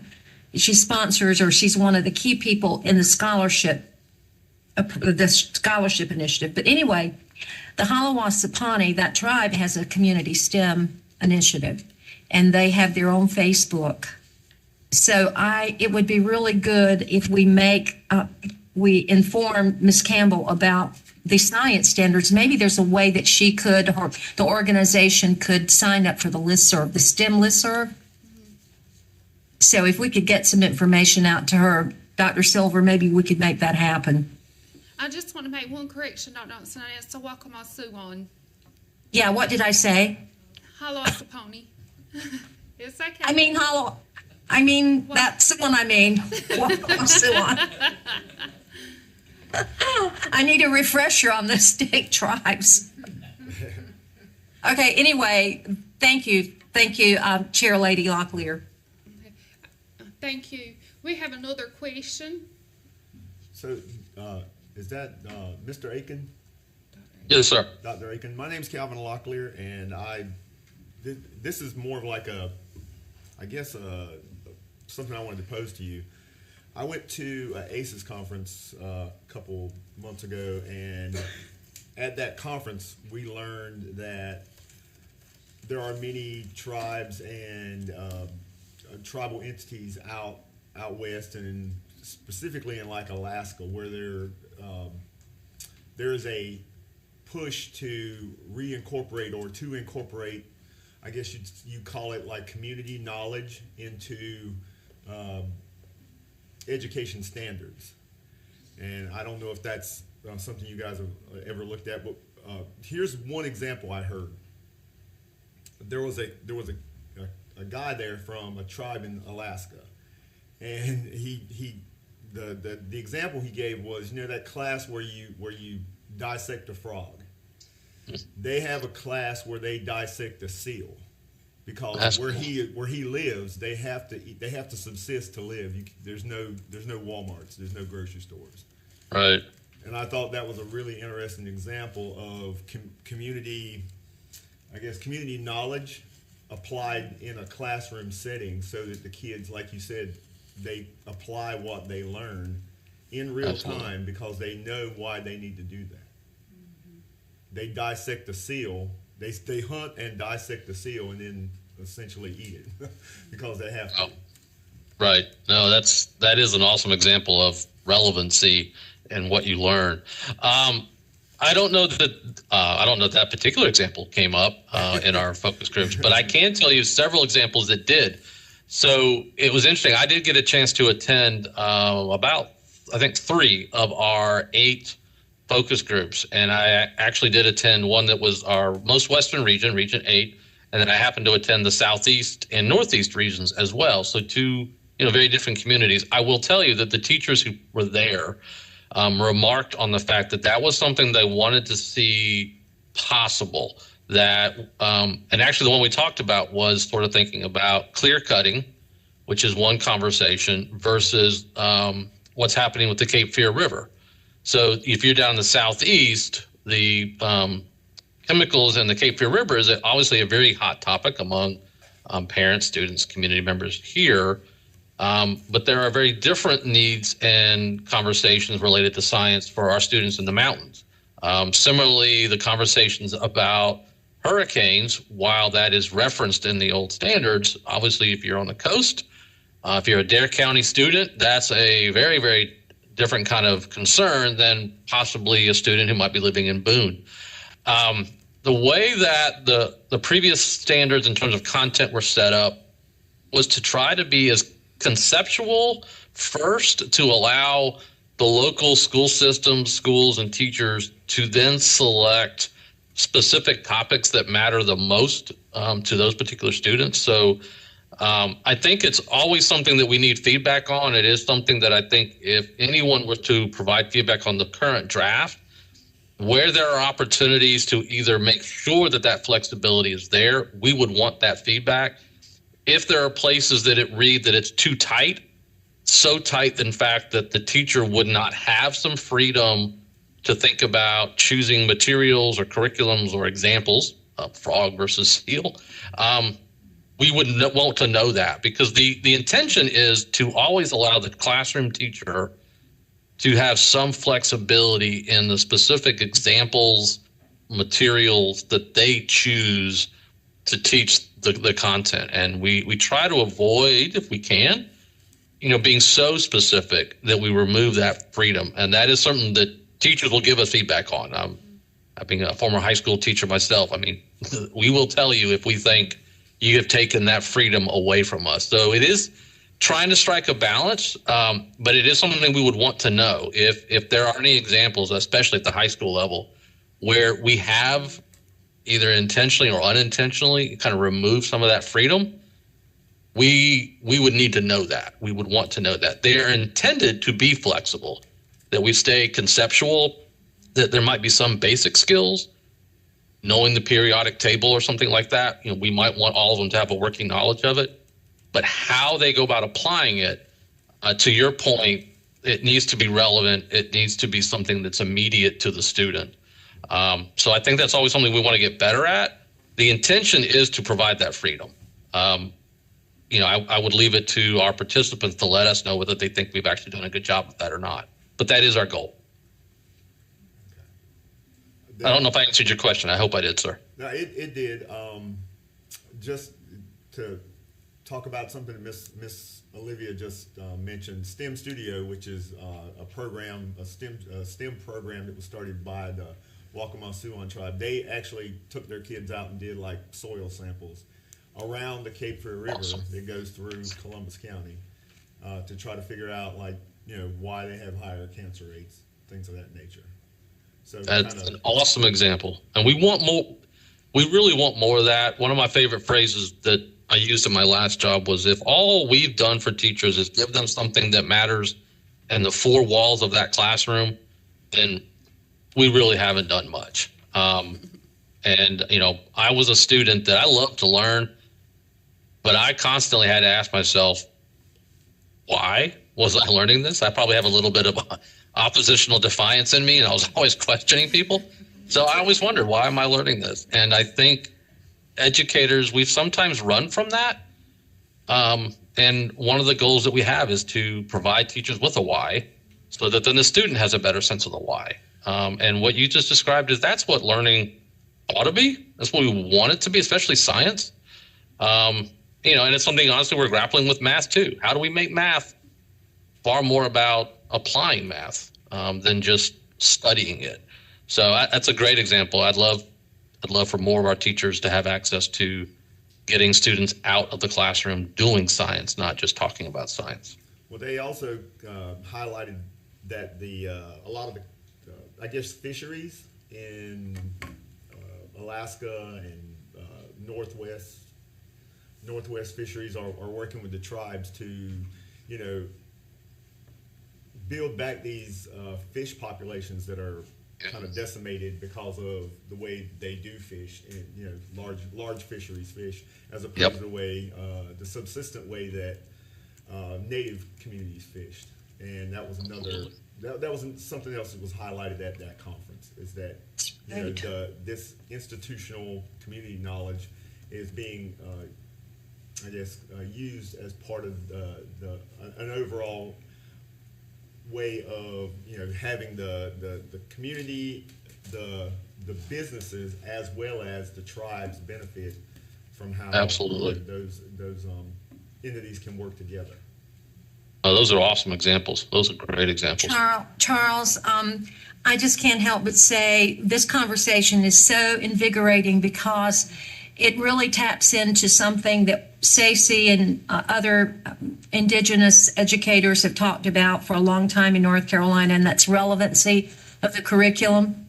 And here we are having a prime example of that. I'm chatting. I don't know if anybody's reading, but anyway, I'm chatting my head off. I'm also noting the Coharie River, the Coharie tribe in Sampson County has done a really good job cleaning up that river. I think they work with maybe some state and federal agencies to do that work. And the chairman of the tribe a couple of years ago, the last summit that Stacey had, the chairman of that tribe, I know his last name's Jacobs. I don't know his first name, but he spoke at the summit about that initiative. So, and my question in the chat is if there was some way that we could get these, I know the standards are in play, and I know that that's very in place, but if we could find a way to work in some of these ideas that are coming up into activities. I do think that would be a great idea. One thing that as we start rolling out whatever the final version of these standards looks like is we really do know that and the teachers have asked for a way to find out what other people across our state or even across the country are doing, but obviously specifically in our state. And that is something that we do need to make sure happens. So yes, the short answer is yes. I think it's absolutely possible to get some of these great examples that we just shared today, so that more teachers have, if not even that example one. If I'm in, trying to think of a district all the way out west, Haywood County. Right. I may not know that exact thing, but I might be able to mimic something very similar with communities or businesses right there in my town or in my school system. So yes, I think that is something that we want to do, is collect some of these great best practices and make sure that people, and obviously in that community, know about it and really highlight it. And that's what I just wrote down. We need to highlight it, and then also make sure that we get that conversation going across the state, so the teachers aren't always wondering, how do I make it relevant? Because I think most teachers do. I don't think there are teachers who go, I want to make this irrelevant to my students, but they don't always know how to do it or what the options are. The ideas. And also, I don't know who is speaking about ACES, but your comments are well made. You might want to tell us, I think I know, it has something to do with engineering. What does ACES stand for, the acronym? I apologize, Mr. That's fine, my name no is Calvin problem. Locklear, and ACES stands for the American Indian Science and Engineering Society. Absolutely. That would be Charles and Dr. Day, Dr. Aiken, that would be a very good stakeholder group to add to your list of stakeholders. Absolutely. Yes, definitely. Thank you for letting us know. And we are also in the process of planning for our installation phase. So all those supporting documents that will come as soon as the standards are approved. And I think it's a great idea to do some highlights through that so that we can really highlight, and we could even connect with Dr. Mullinex with promising practices, that work that's happening. I think if we can kind of combine the two to make sure that those ideas, especially trying to implement new science standards, but those great ideas will be a great way to highlight some of that work. Absolutely. Thank you so much. This has been, I promise to be quiet. I can't. Please do not. I am now. I'm on mute. Are there any other questions? On behalf of Stacy, I just want to thank you guys for getting our stakeholder input.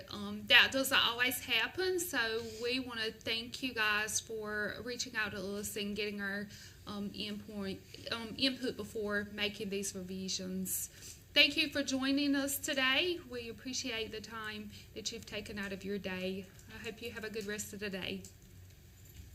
Thank you. Please reach out to us if there's anything that we can do or any of these wonderful examples. Please just feel free to email myself or the team, and we do really want that help. So thank you, and thank you for being such great participants. Absolutely. And please know that we will continue this through all standards revisions. So when we move into healthful living, we will bring forward information and make sure we get stakeholders when we move through world languages and arts and guys all the way through, that this is a part of our process now. So we'll be sure we will stay in touch. Okay, absolutely. Thank you. Thank you. Y'all have a wonderful weekend. Thank you, you too. If you want to refresh your agenda, you can do that. Dr. Silver has updated the link to include that survey. So you guys can complete the survey and give your input as well. I'm sure our stakeholders, our American Indian members would appreciate your input. So please complete that survey. It's on my to-do list as well. All right, next on our agenda is our work session for the development of our 2023 SACE report, theme, and recommendations. Yesterday, Dr. Briggs shared with you a living document that we all have access to and we can type in. So we do have recommendations for the content of our report. Today we do need to decide on that report theme and then our 2023 report recommendations. I have added in the Google Doc our Unity theme, or the Unity theme for 2023, which is Many Tribes, One People. One of the things that we try to do is do some type of alignment with Unity, so I did add that title. And then we also want to think about the State Board of Education goals. We are thinking about our title, we think about equality and equity.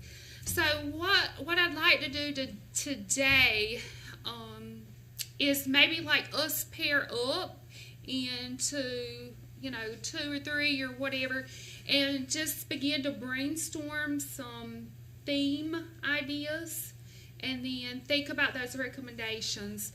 So last year we moved forward with one recommendation, and that was really advocating for that American Indian Director position, because we felt like that position could help us with the other recommendations that we continue to make, and we always include that in our appendix.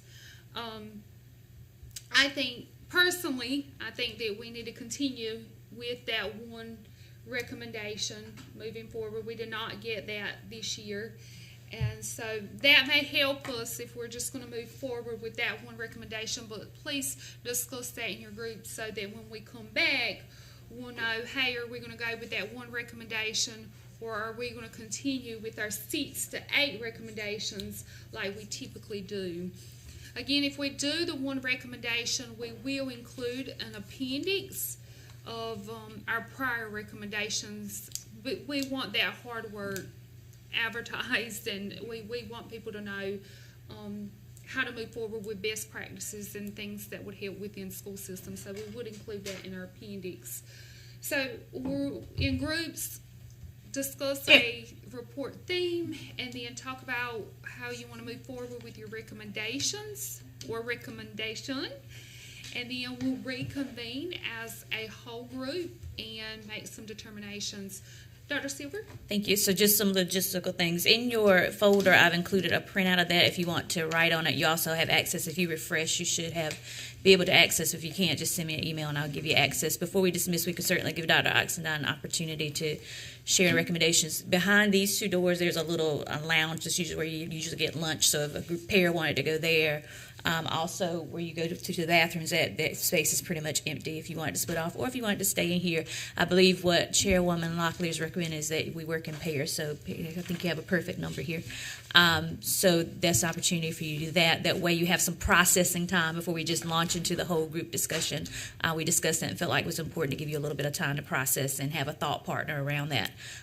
So if you want to be directed to a space, just let us know. If you'd like to stay in here, that's fine as well. I'll turn it back over to you, Chairwoman Locklear. Before we go in, I wanted to I need to make a plug, and I was told to do this. Okay, sure. So tonight, Triangle Native American Society and Wake County Indian Education Parents Committee are having a Christmas party here in Raleigh Okay. at the Junior League, and you guys are invited. So if anybody wants to show up at that, we'll totally take you. We're cooking food, so if you guys I know most of you are probably not in the Raleigh area, but if you want to spend the night, I'm sure you can find somewhere to crash. Everybody there is like friends of y'all. So, but yeah, that we wanted to let you guys know about that. Okay, Where is that going to be held again? The Junior League of Raleigh And where is that located? on Hillsborough Street, right Okay. down from NC State and from the state capitol.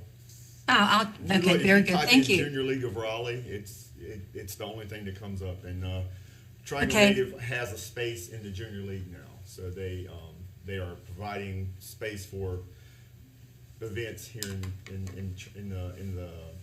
the capital. No, that's good. Yeah. Good. I've told there's chicken bog. the perfect food for the cold weather, right? Yeah, I know. All right, so we can break up. Are we going to turn them? We can. Yeah, we can We'll pause the turn our meeting. mics I was just off. asking, We can give- how much time do you want to give everybody to then reconvene? So lunch is 12:15, I believe. Yeah. So if we can brainstorm till 12, and then that would give us 15 minutes to make some final decisions. So we'll reconvene here at noon. Okay. There was something else I was going to say that I've totally forgotten. Oh, and the data you had presented to you earlier that can certainly help inform your conversation as well. Okay. Thank you.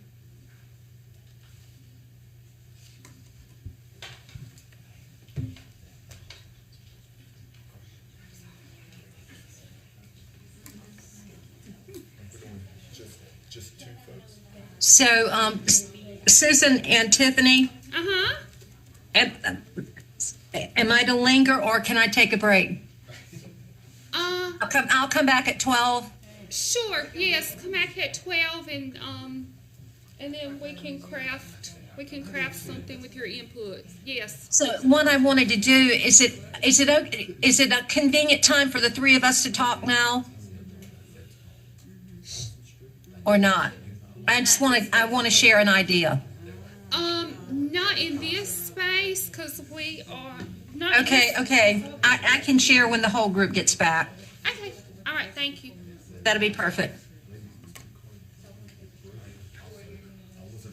So I'm sitting there, she waited for me. And I don't even, right,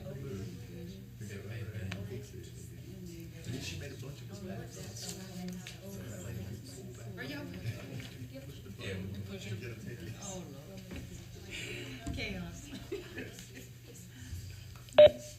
And Consuela just gave a great suggestion. If you're a new member, you're going, what are y'all talking about? There are access to lots of reports on the website, and we usually link them at the bottom of your agenda too. So there's certainly something you can refer to as well to see those previous report recommendations. And the ones from a year before are at the bottom of that worksheet. Not 2020.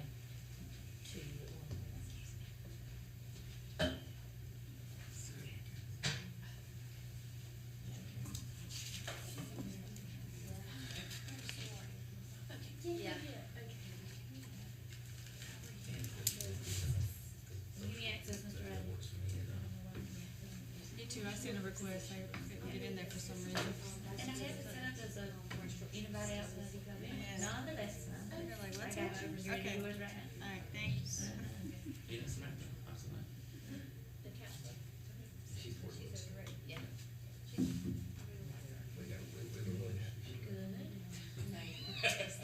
I've been around her, no, you're not happy. Sure that mic's off.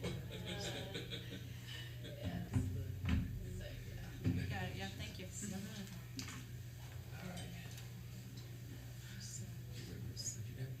I didn't get that in there, I just got the agenda.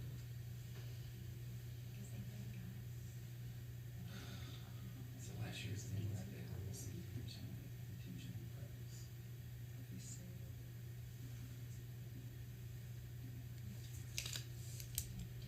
So I guess this is the thing you're looking at, right?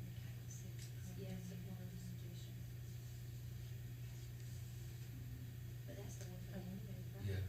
Yeah, that's the union thing. That's the thing. It was one.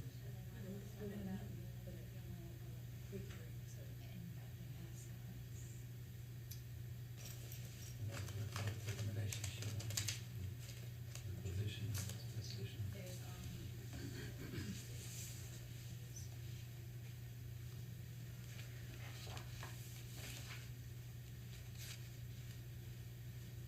All right, Brandon, you up here, would you?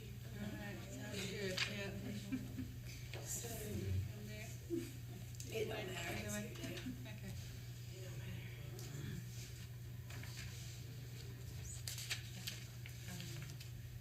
Just had room. I got to go. Okay. Steroids there. Oh, yeah.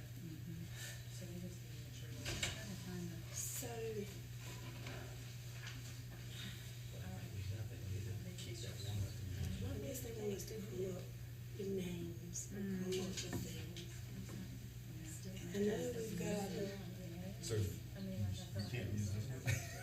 But that was from what, last year? well, I think that's the Unity Tribe one. Yeah, that's or the Unity one. Yeah, the Unity Like, Tribe. that's on the past ones, kind of, every year it changes a little bit. So, Yeah.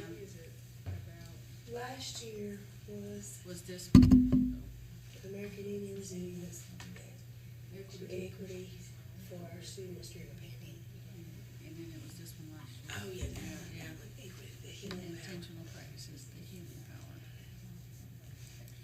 I was trying to look at some. Most of these equity word. It's like for the past couple of years, everything's been equity, nothing wrong with that, but do we wanna go with that again?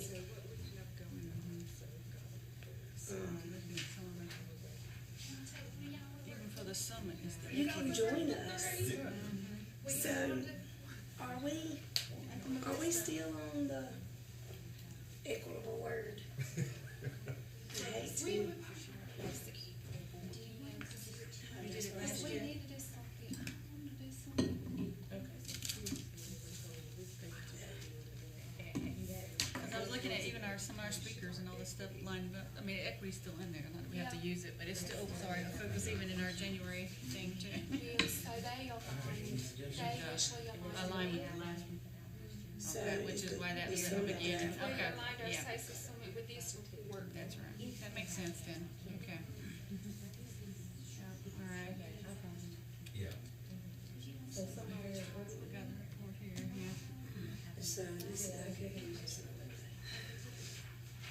All right. See, I like that healing word. Yeah. I mean, I do too. Let's give I'm not a word person. I'm a science person. So, we're gonna have to go through the authorities. High school science, teach high school science. Where? Columbus County. Are you at, are you at East Columbus, where are you at? Mm, East So Columbus? you're Yes. with, you know Ashley. Oh, yeah. Ashley's she's in our ACES. Yeah. She, didn't come there last week because she said she, the studio, they were to sing and build a kayak. Okay. Well, our thing for the summit is based on this safety report. That's where we have all those equitable sessions. In So the this, building. yeah, it kind of Came happens out. that way. Lake. So this is like the new one. So this It's will, still there. And, we'll try to craft something around, was it, unity. 15? It was So unity is what? Many tribes of Nine people. forty, it's 940. 940. So we need to figure out how to make that Yeah, the education, you know? Mhm. There's like 7 or 8 to add in. That's awesome. Oh, I'm also, Cody works at Liquor. Yeah, yeah. So, yeah, they had, oh gosh. So Sam will leave when they get married. Oh gosh, what's her name? You lining her up though? Yeah, I lined her up when she was in the day. That many tribes of people sporting. All that good stuff. I don't know how to. Layla was. I like this unity meeting. Can you just add, Layla saw outside it. of many tribes, one people, having our voices heard? So tell us again. So I like the unity thing, many tribes, one people, but just adding, having our voices heard. So we're many tribes, one people, having our voices heard. Because we come together to make sure we have a place at the table, we have a, you know, I like that too. why we're. So let's type some different ones in here, like from each group, Each area. and then, cause I think last year we had like 4 or 5, and then we ended up just like consolidating them. I just need to get access. Oh, I went to, yeah, I got you. Sometimes I get. But in adding. Okay, so we need like. Yes, you She said keep the word equity. Or not keep the word, but. Or equity. Somehow in It kinda goes with the theme of the summit or not. Healing equity. Don't we have something? And then like she wants. That's That was last year. I like the word healing. She's not. They talk about, when I went to the ACES conference, they talk about medicine all the time. Like that's like. Why you don't just the word medicine? They used to, And I've even offered. and I was like, I never thought about education as medicine, but it is. having our voices heard. Keeping that. Son Many of tribes. education, having our voices heard. Oh, that's good.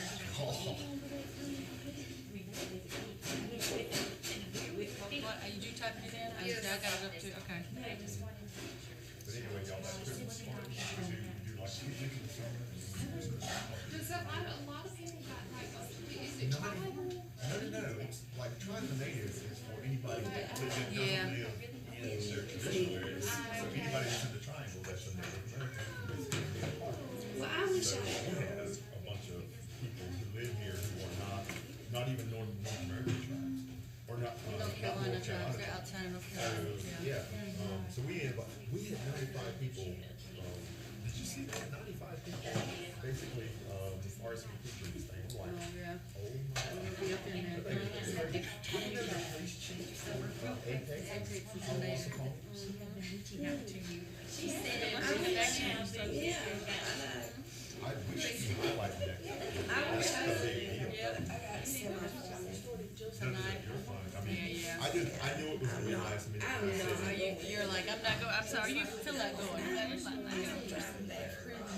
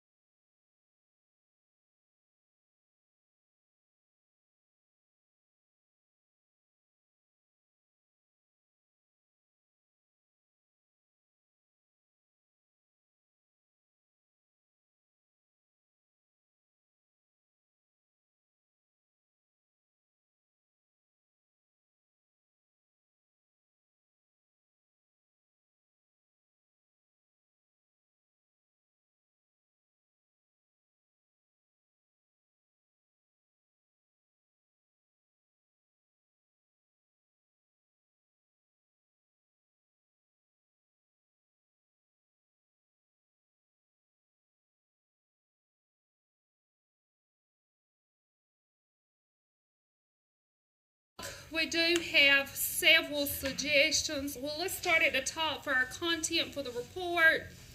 Typically, the data in that report, Mr.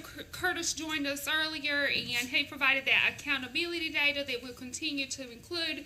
I did like Dr. Oxendine's suggestion of breaking the ACT data down by subgroup or content. So I would like to add that request. I've typed that in a Google Doc. Maybe we can request that to give us more informative data. Are there any other suggestions at this time? Okay. Moving. Can I just clarify, it wasn't by, this is already working on subgroups, you mean by subject? Subtest. Subtest, Yeah, yes. subtest is what she said. I meant by subtest, thank you. So moving forward to our report theme, again, the unity theme is many tribes, one people. We also wanted to think about our State Board of Education goals.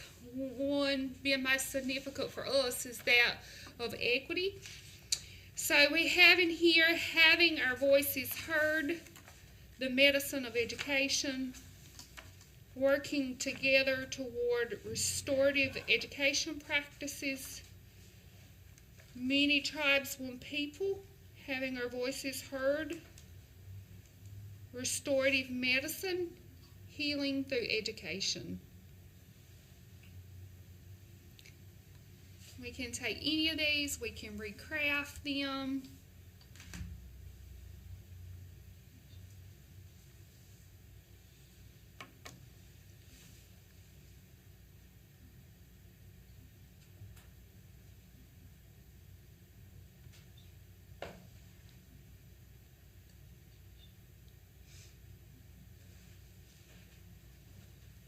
Is there anyone particular you like?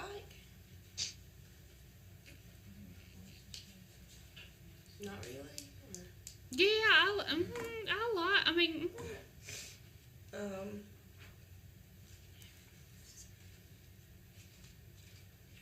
I do like the ones that include the word education because we are advocating to help with culturally responsive pedagogy and alignment of our standards for our communities. So I do like the ones that include the word education. I like the ones that say medicine Okay. and having our voices heard. I mean, I'm just like, all those sound good. It's almost like if we could take all of them and then just condense it down to one thing.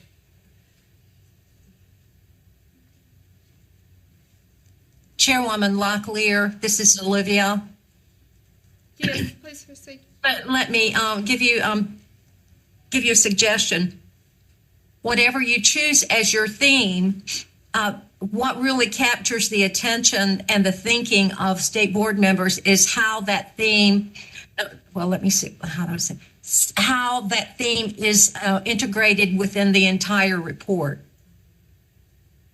So how you weave it all, how you weave the whole piece together so that it has, after the state board members read it or hear the presentation, then they get the kind of, oh yeah, why, kind of the impact comes out.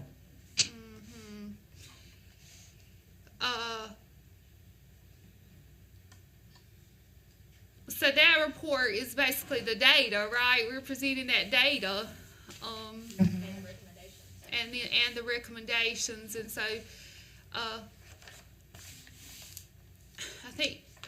I know our group wanted to move forward with just that one recommendation. Right. I'll need to speak with the other groups to solidify that. So you're saying whatever that title is, whatever our theme is, should really. It needs to kind of pull all the pieces together. Another way you can do that, in addition, you can do that also in your introductory. You can do it in you can make that theme come alive in the introduction, whatever you choose as your theme, and you can also make it come alive in your, you can also make it come alive in the, the chair's letter. Okay. Those are two really good places. And also in your recommendation, even though the recommendation is only going to be one, you can still you can thread that theme throughout.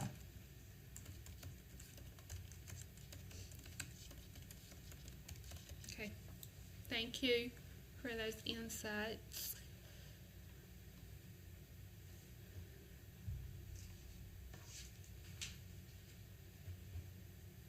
If I could say, Amanda Forsard, the having our voices heard, I think is like the big part of it to me, because the one thing that we all agree on as our first point is having the department level position, and having that department level position makes sure that our voices are heard.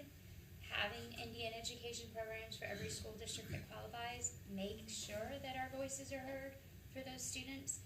So how Dr. Oxenjohn just said, it had to be broken down in those parts. If we make sure we have having our voices heard somewhere in that theme, at least two of the things we already know we want for recommendations ensure that our voices are heard. I like that too, because it does align with unity too. So having our voices heard, I like that too. Yeah, I think that kind of pulls it together. So I added another one, having our voices heard, restorative education practices.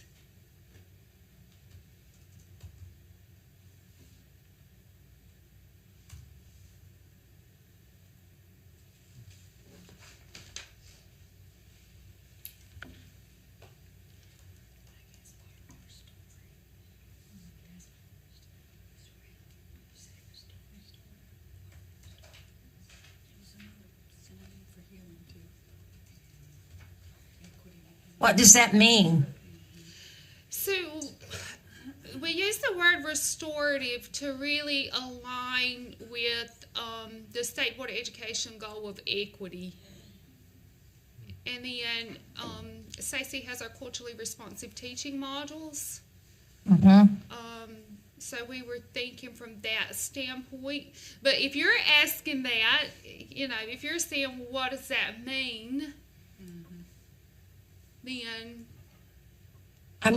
I'm just saying it will be a question that will be asked. Right. That's what I'm saying. So if you're asking, Whether it's I'm just going to ask it.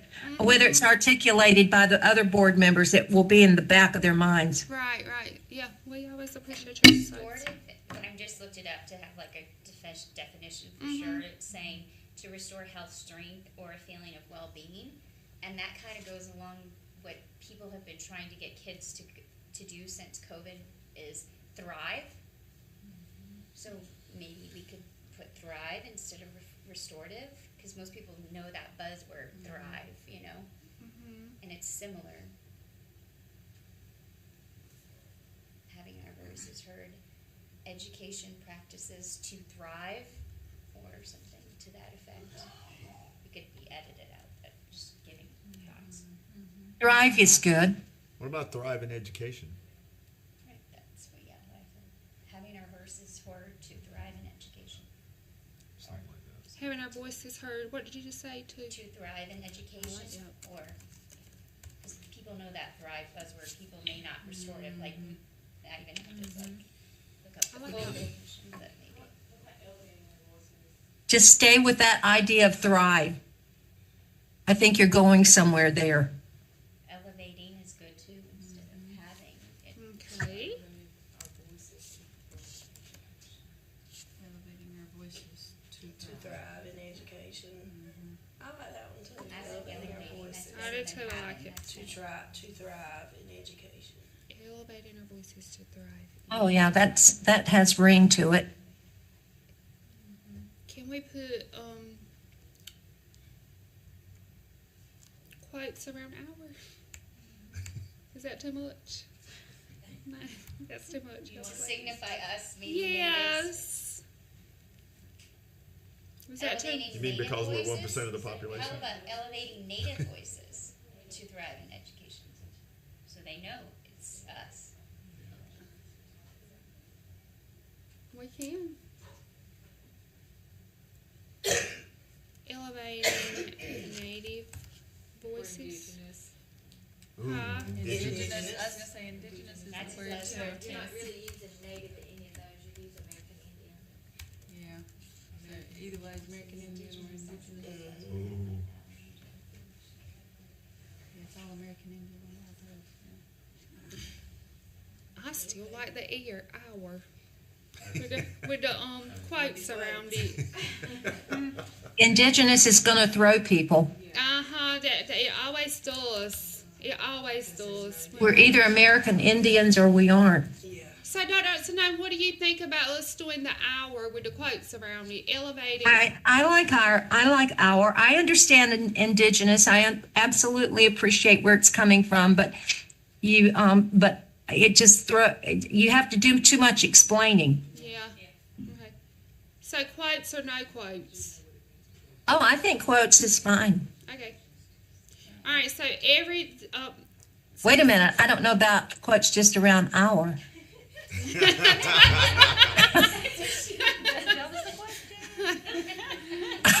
That might raise some other.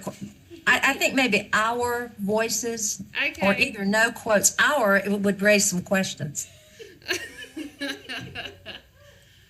If they didn't ask, I would.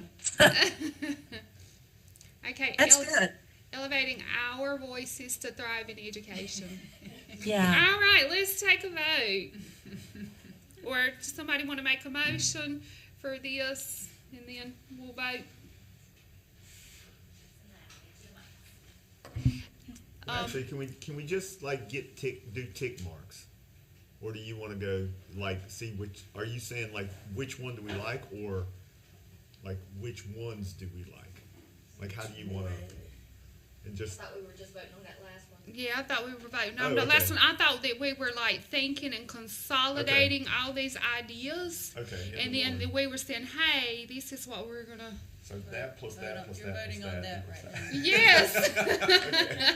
I'm cool with I that. like the I'm cool math with that. people in the room. Yes. All right. So if we can get a motion. So Rhea Jacobs, make a motion for the theme of the 2023. Stacey report for elevating our voices to thrive in education, with quotes around our voices.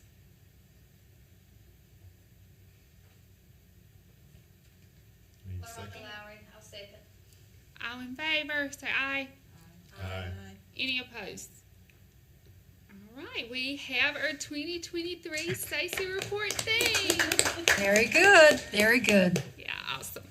All right, so now let's talk about our 2023 report recommendations. Again, last year's recommendation was that of a department level position dedicated to American Indian Education Services, and then we did include that appendices. I know our group wanted to move forward with that same recommendation and including those appendices. Are there would others like to share their group ideas?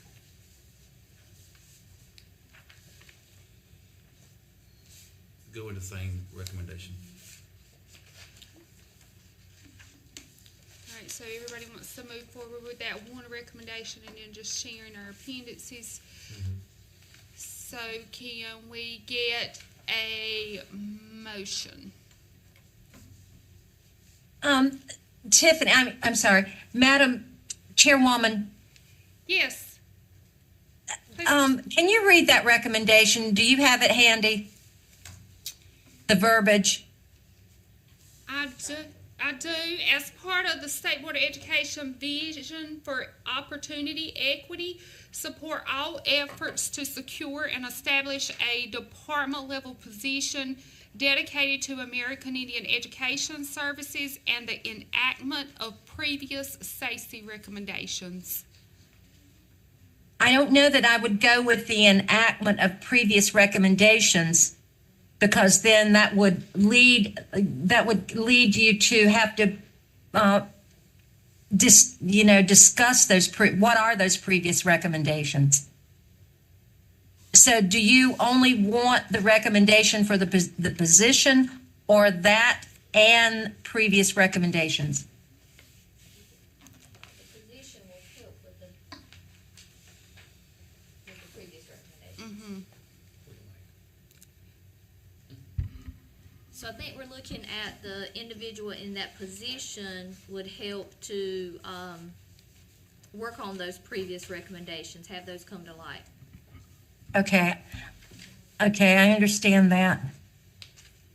Then I would word it slightly different, because the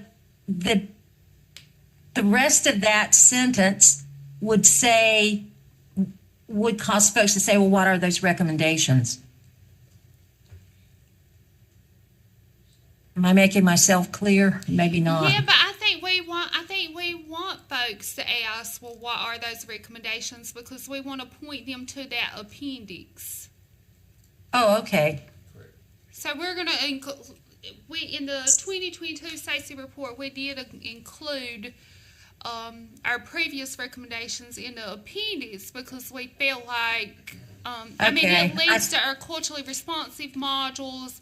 It leads to us helping with COVID-19 pandemic and equity for American Indian students from that perspective. Yeah. It puts some pressure on districts to include Title VI consultation and meaningful collaboration. So we did want to eliminate those to protect our districts and our Title VI coordinators. What I would do is say something like, because the impact that I think you will get if you word it slightly, you want to make a bold statement about the reason we need this position is for a variety of reasons, but to implement and enact all recommendations that have been set forth by SACE in prior years. Is that what you're saying? Yes, that's exactly what we're seeing. So, and I would give it that kind of umph. Okay, so what are you suggesting that we say in the recommendation? So, well, just change the last part of it, like to enable, to have that position established, blah, blah, blah, so that all recommendations brought to the State Board of Education in prior years are addressed and implemented. And that gives the impression that we've made all these recommendations and no one's paid attention to them. Right. And that's not all together true, but you get my point. It's a more profound ending, is what I'm saying. And I'm just chiming in. You don't have to listen to me. Okay, so let me read what I have. Okay. As part of the SBE vision for opportunity equity, support all efforts to secure and establish a department-level position dedicated to American Indian Services so that all recommendations brought forth by SACE in prior years are addressed and implemented. Yeah, brought forth to the State Board of Education.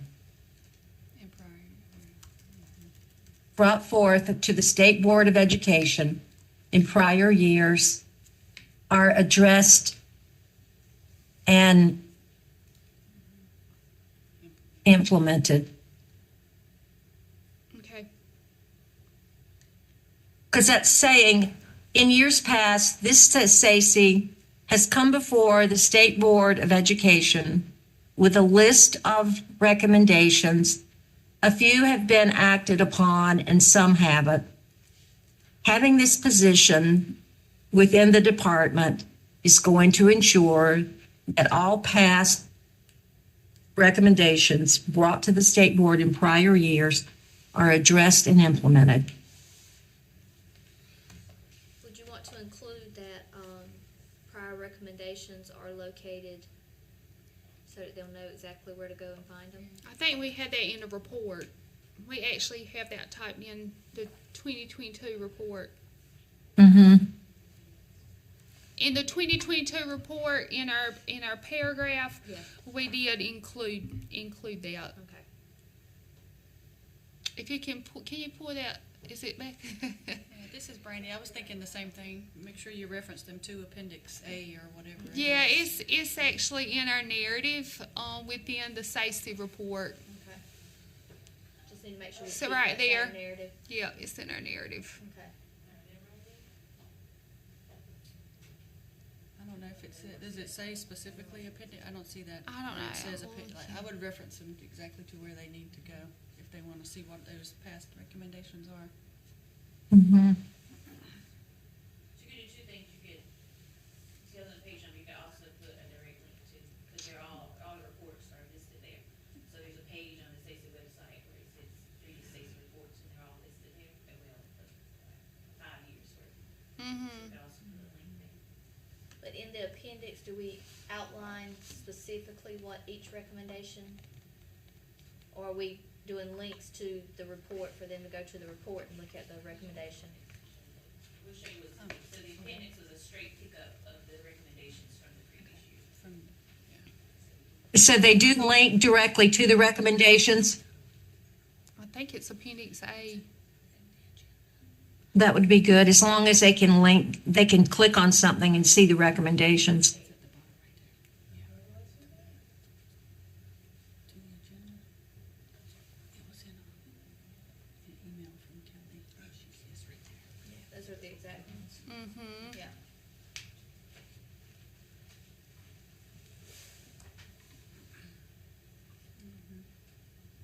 But yeah, somewhere in that narrative, I would say That's what I would say. Okay, the so previous Appendix A or something. recommendations are located in Appendix A. okay.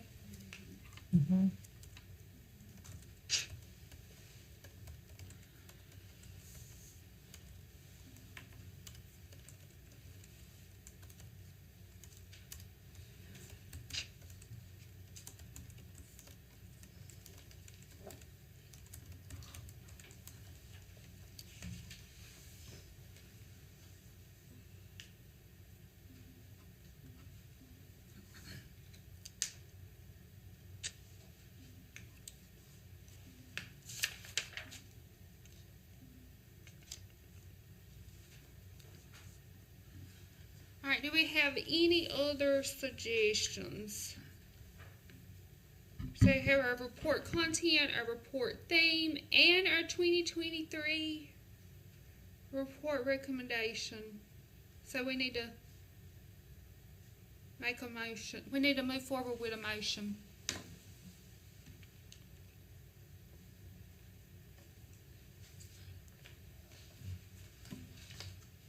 Amanda Forsard, will move forward with the motion for the approval for the new 2023 report. I second that. The recommendation for, the one recommendation with our appendix. Right, with the appendix added to the, And I second. All in, Calvin Locklear, I second. all in favor? Aye. Any opposed? All right, we have our recommendation as well. Yay! Awesome. So we have all three complete today. So we, Dr. Silver and her team will begin working on this, our 2023 report. At this time, we're going to break for lunch. We'll just give some logistical things. Before I do, I want to congratulate this group. This is the earliest we have ever done the theme and the recommendation. Dr. Eisenhower, we might be rolling out with a March presentation to the state board. I don't know. It's amazing. So applaud you all for that work. Lunch is ready. So you're going to come out here to this little area here, pick up your lunch, and you can eat in that little lounge area there. So you can separate your workspace and have some social time to get to know one another. What time would you like us back, Chair Lady?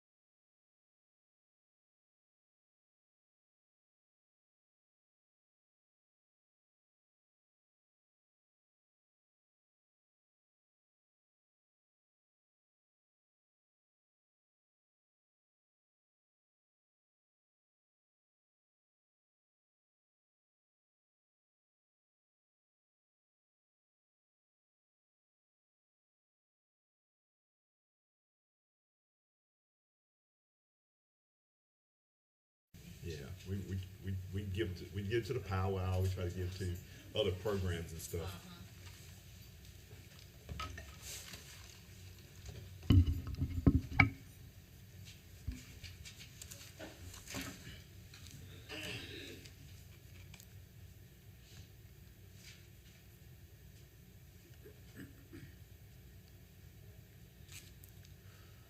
I hope you all enjoyed lunch. Thank you for joining us back. This meeting is reconvened. The next thing that we will look at on our agenda is our SACE Summit planning. So we've already finalized our recommendations. So we're going to look at our SACE Summit planning session. So there is a, if you want to click on it, that link is live. So we have, in our last SACE meeting, we made subcommittees. So we had a decorating committee and then a committee to help with our programming. So I hope we have some reporting today.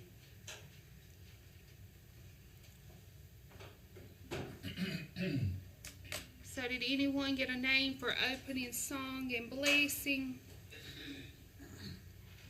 Who was it sent out that about what committee you on? Me. I did. You did? Yeah.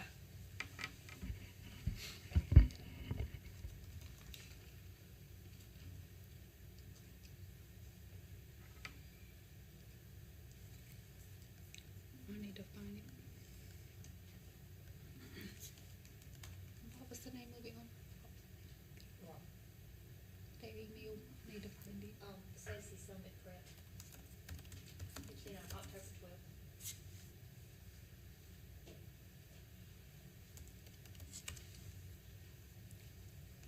When you say opening song and blessing, Uh-huh. what are we asking? Like do the powwow? Uh-huh. Yeah. A what? Yeah, can we, since it's been held at Cumberland, do we have anybody in mind? Mm-mm. We don't have anybody in mind. We're looking for suggestions today. We want to finalize this today so that we can get it to printing. Go ahead and. Is it a drum group or is it just one person? Okay. But we'll be there, and we'll be in Cumberland County, so they could come present the song and then go back. Yes.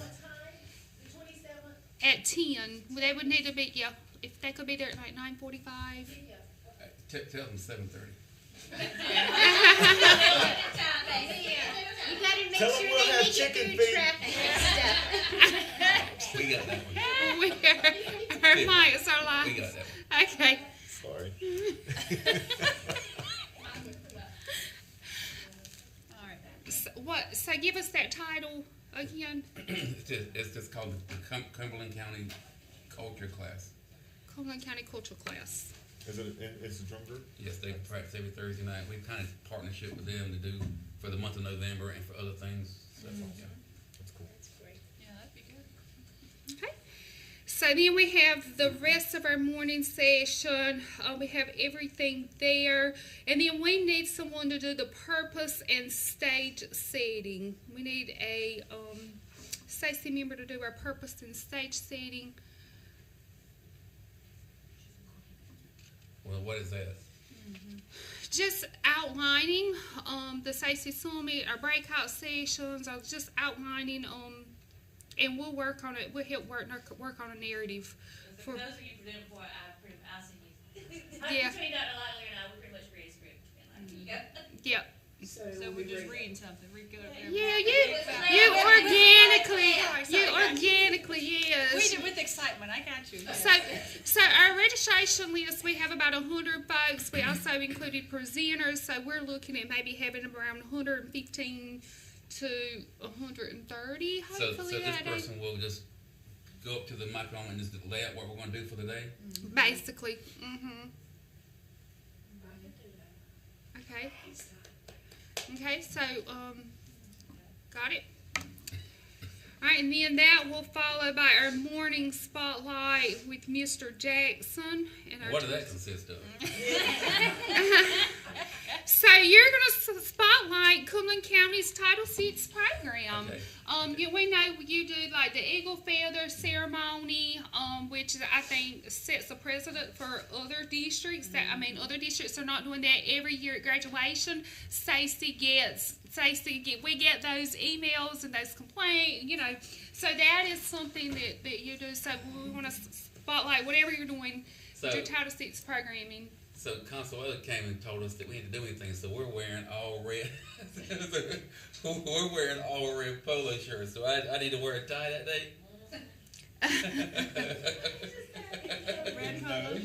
Can't you just show up and watch your show up? What you wear to work? So, Mr. Jackson, we do need you to kind of decide what you are going to highlight.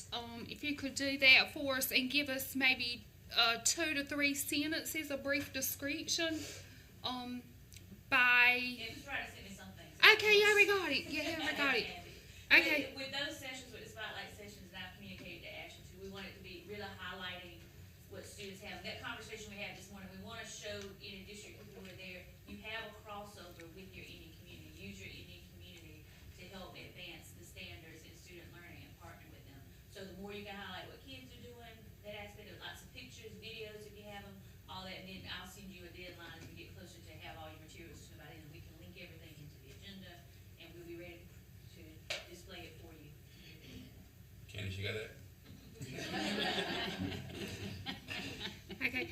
So if you'll go over to the next page, then we can kind of look through the agenda. Can I ask a question? Mm-hmm. Our safety and security team department wants to know, will the governor or lieutenant governor be there? No. Okay. State superintendent. Okay.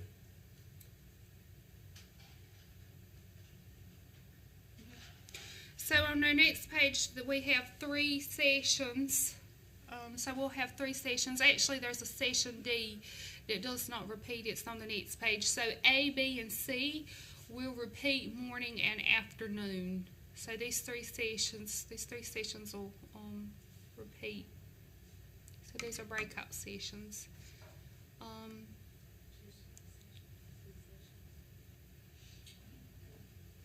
But D will not. D will not. D will be a morning session, and it will not repeat the afternoon.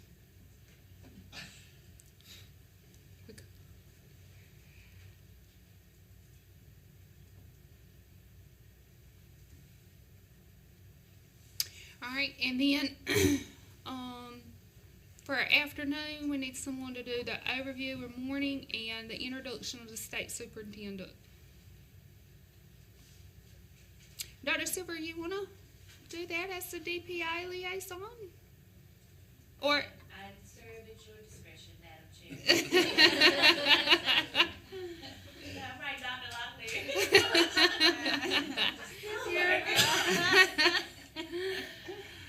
Sure, whatever you need. Okay, thank you. And so then she'll introduce our state superintendent. And then our next page, then we'll also have an afternoon spotlight of the Waccamaw Siouan STEAM project, and then our final spotlight of the SACE.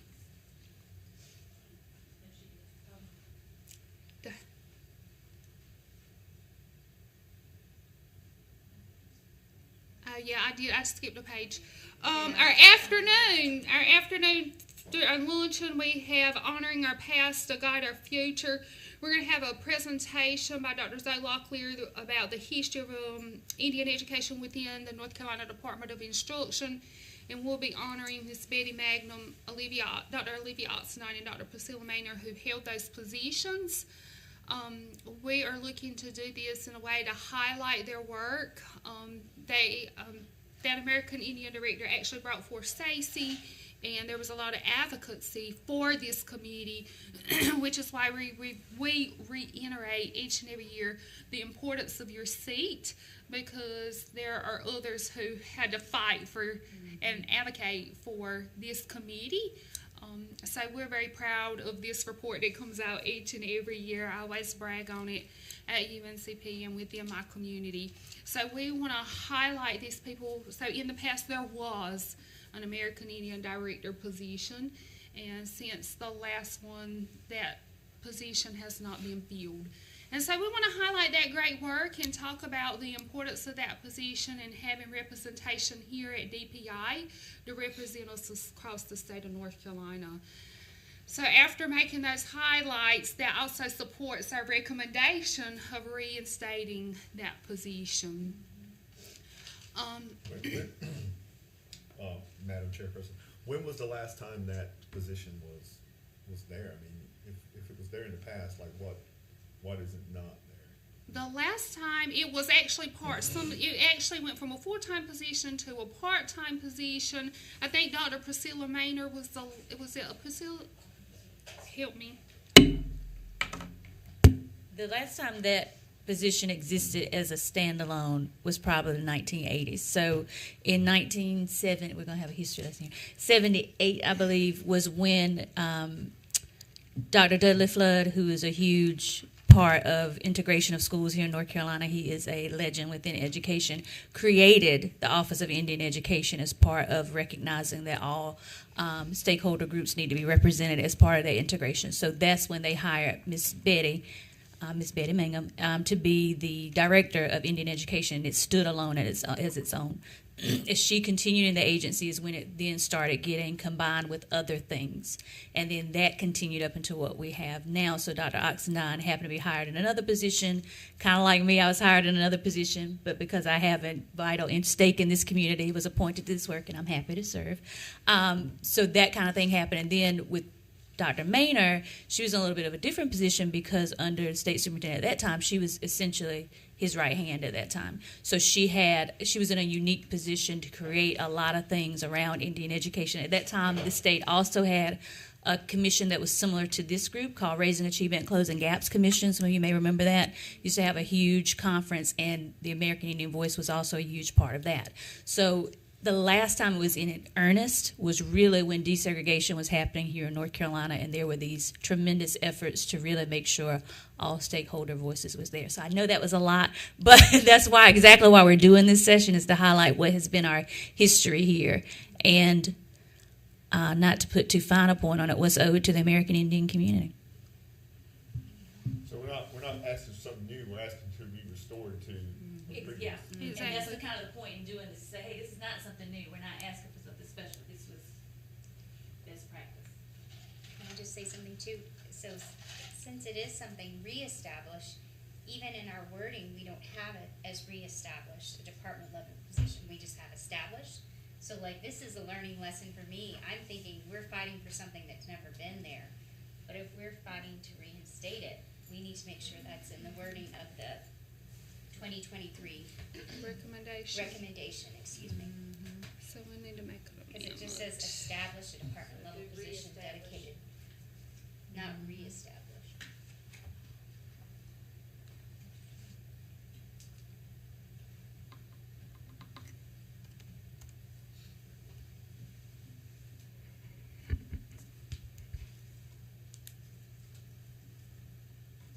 And maybe even in bold, we could put it just to make sure that that pops out, like this is not something we're asking for new, we're asking for it to be brought back.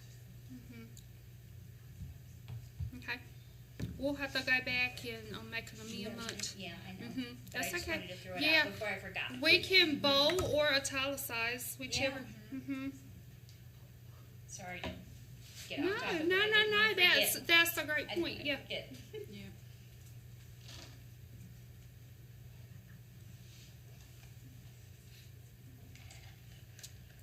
So Dr. Silver and myself have reached out to Dr. Zoe Locklear, Dr. Priscilla Maynard, and Dr. Olivia Oxendine as it relates to providing a historical narrative, because they have those lived experiences, right? And they created the pathway for us.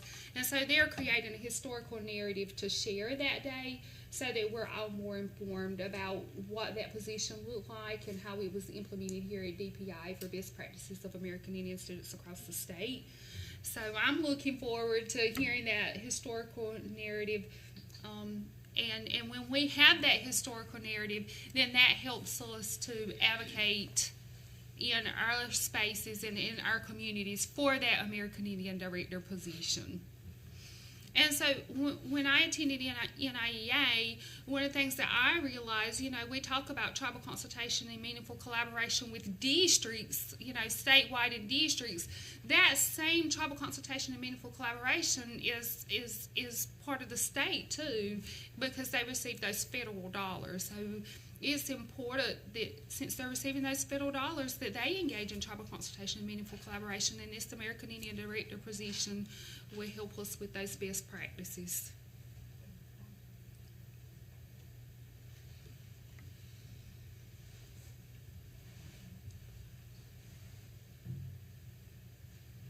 So Dr. Zoe Locklear is doing that historical narrative. Or are we going to honor her too? Were we going to give her something as well? I need to straighten out the timeline and figure out exactly what her role was. It's my understanding she was a state board member at one point during that work, which is a little bit different. So we can honor her, but I think in a different way.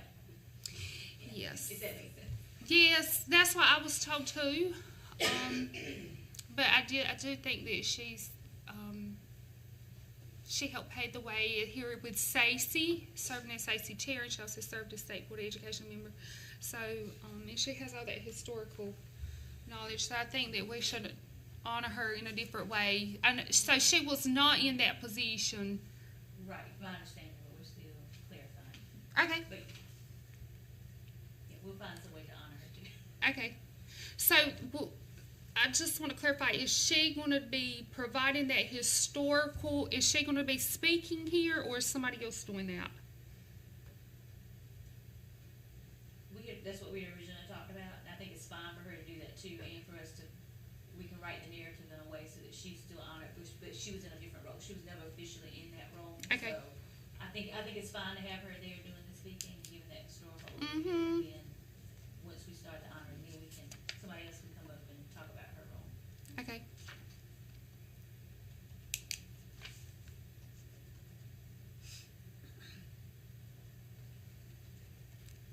So we need to talk about who's going to do like these honoring. So this is where we need to talk. Yeah, I mean, I assume that you would come up as chair, and the council members would come up, and then you present. Just whatever. present So we each talk one. about what our gifts are, I guess. Okay. Highlight each one of whatever they did as it relates Yeah, so we'll to have that. an insert in the program with, like, I'm trying to find the very first SACE report that was ever produced. I can Okay. get a picture of what the front page was, and we can have a link to it. If there are any pictures they have, so we'll create a narrative, like a timeline, to have in the actual booklet, and to have a presentation going during that time. Okay, great. Okay, thank you.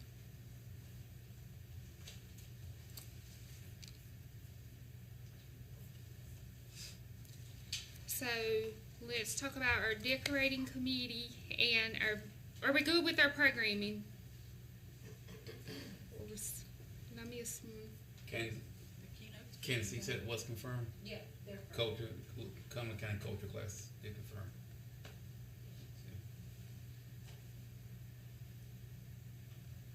Thank you. Thank you, Ms. Candace. So we have everything done for our programming. Okay. So let's talk about our decorating committee and our vendor donations committee. I'm glad you brought that up, because I remember at the last meeting, I volunteered for something about decorating with some more ladies, and I don't remember who those ladies were, and I did not We got write that it list. down. That list is it's in this email. Is it, am I still doing that too? Or- Yeah. So our decorating committee It's a is day early, right? Rhea, Amanda, Brandy, Angelique, and Rodney. And then our vendor donations committee is Mr. Calvin, Ms.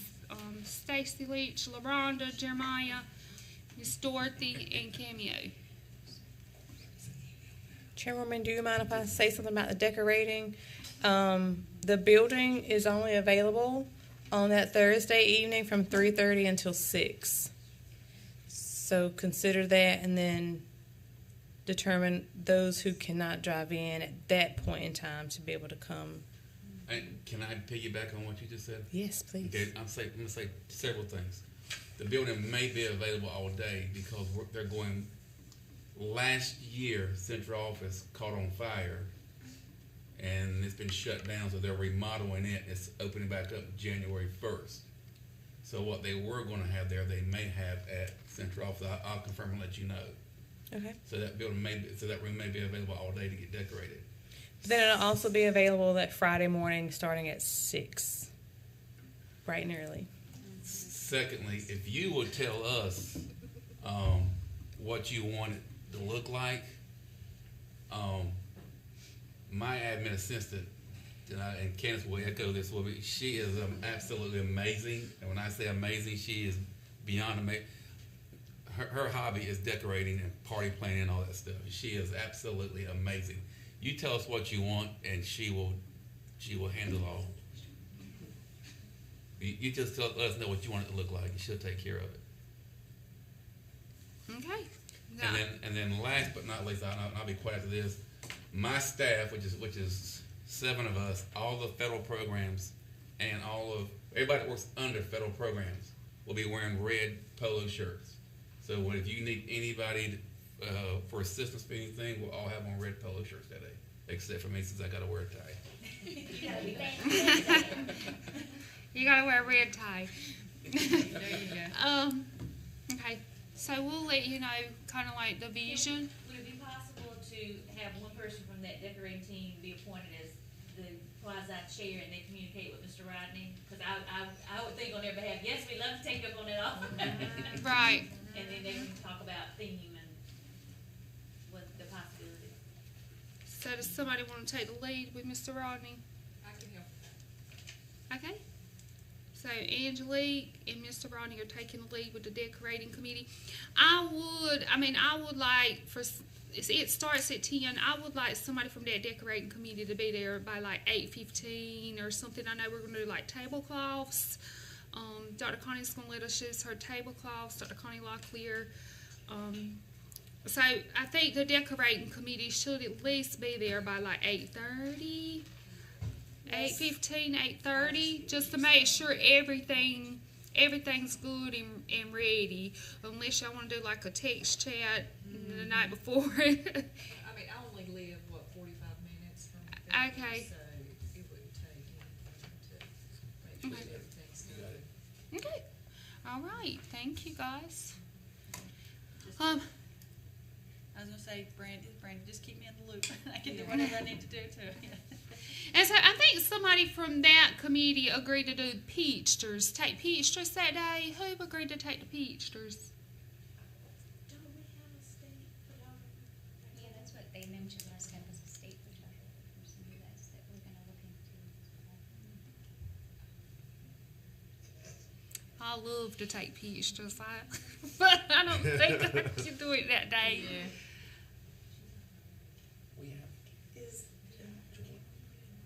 Is Elena on our list to come? Who?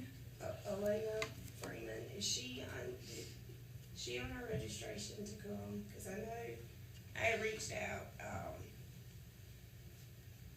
it was before the deadline, but everything was full. And I can't remember. What's her name? So in the agenda, there's a link that says registration. Yeah. And you all can see who's registered. A-L what? Alina Freeman.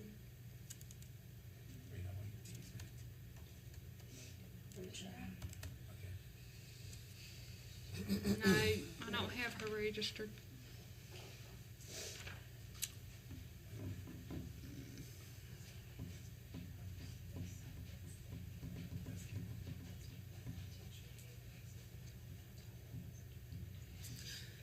So some My people are on it husband's, twice. huh? Some people are on it twice. Yes, I know Dr. Briggs was working on cleaning that up. I think there may still be one or two more, but we'll get that cleaned up. But we also have a separate list for like presenters, so we will have about 115, 130 folks because some of our presenters or our honorees are not even on here. Right. As the state superintendent, none of those folks are on here. Okay. So the space holds 110 is what we were told. So we got to 100 and I closed it because we realized all of our presenters weren't on there. So we have what I'm calling an overflow registration. That's a separate private link. And Consuelo went through and found duplicates. I think there were about 8 duplicates. And then when you factor in that some won't show. But we believe those will probably be filled by our presenters. So it may be that early January I can tell you, yes, I have a slot. And somebody emailed me, said, I'll put you on a waiting list. So I'll put that person on that waiting list so I can register them if that becomes available. We also asked the event space if we could do streaming from the main room to one of the breakout rooms so that we could have an overflow room, and they said yes, that was possible. So that gives us potentially maybe 30 more seats for people who could be in the overflow room. But we were already kind of overflowed to begin with. So we're trying to see how those numbers land so we can see then kind of going back to the wait from people I've heard from who says this is closed, and I've been responding back, yes, let me put you on this list in case I have somebody cancel. Does that make sense? Yes. Okay. And I'd say, this is Brandy. Rhea, you're probably asking about Elena because she takes pictures, right? Yeah. She's a photographer, so Yeah. that would be great. That's So the what thing I was about, and the asking. reason why I kind of was quiet about state photography is and I don't know if it's a her thing, but they consider themselves to own the pictures and will sometimes be funny about releasing them and can send them off anywhere. Not that we have a problem with them going anywhere, I just like to, it's the native in me, I like to maintain autonomy over as much as I can. So that's why if we have somebody to do them, I think we have more control over getting them, accessing them, using them when we want. So will you reach out to her Sure. and confirm? And if so, then we can just let Dr. Silver know and we can add her to this registration list. Just Karen. Okay, is Elena free? She's going to volunteer her. Yeah, it's my niece. It's her niece. Okay. She has authority. Yeah, she's her niece. She's got authority for that. Okay, so we got pictures took care of. All right, so now we need to do our vendor and donations committee. I think that Miss Dorothy Crow was leading this committee. I know she sent out an email. Is she leading that subcommittee? Right, she sent out an email. I know she sent out an email.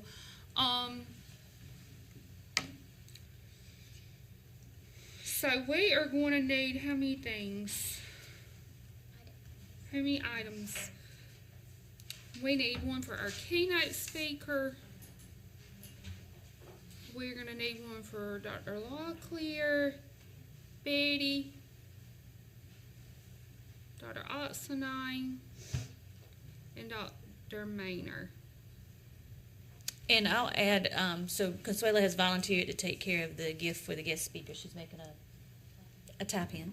Okay, so Each Dr. presenter will get a certificate that we framed that thanks them for their support. And we will get, I'm calling them trophies, but that's not what I mean, like a nice, some kind of crystal, something that says thank you for your years of service. But we want to obviously do something, a gift from the council that's personal, that's native themed, blanket, beaded something.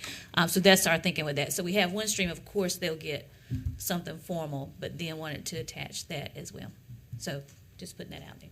Okay.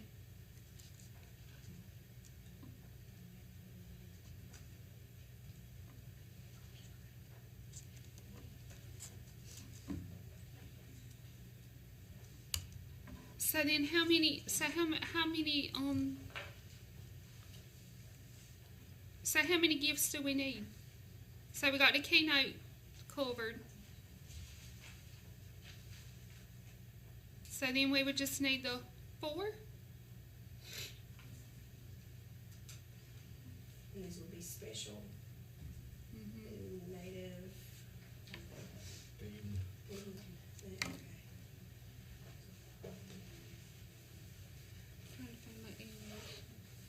While we're waiting on that number, can I ask about, I was approached or asked about a vendor table? Was that in the plans So for? when we say vendor table, we mean informational. Thank you. That's what I wanted Yeah. clarification. I was trying to, You know, I can't bring the Mickey's and stuff. although it would be great tonight to take myself some rubber and some Vita earrings, but.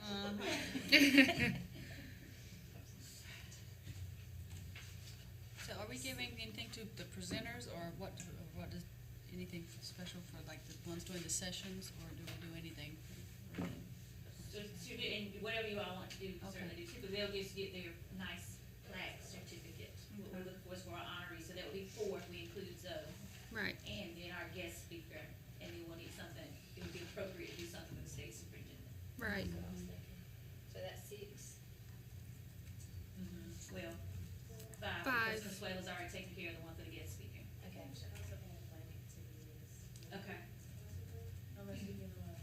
So let's go back to 6, because she said to add something to that since it's small, Add something to who? To who? the guest speaker. Okay. We need 6 donations. We need 6 donations.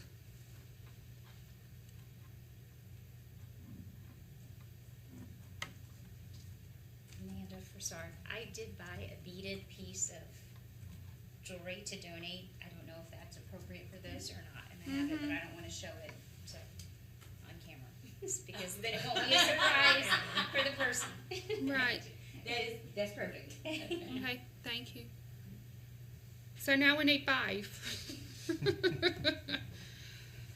I have only heard back from one tribe as it relates to setting up a table, and I can't even remember what tribe it was.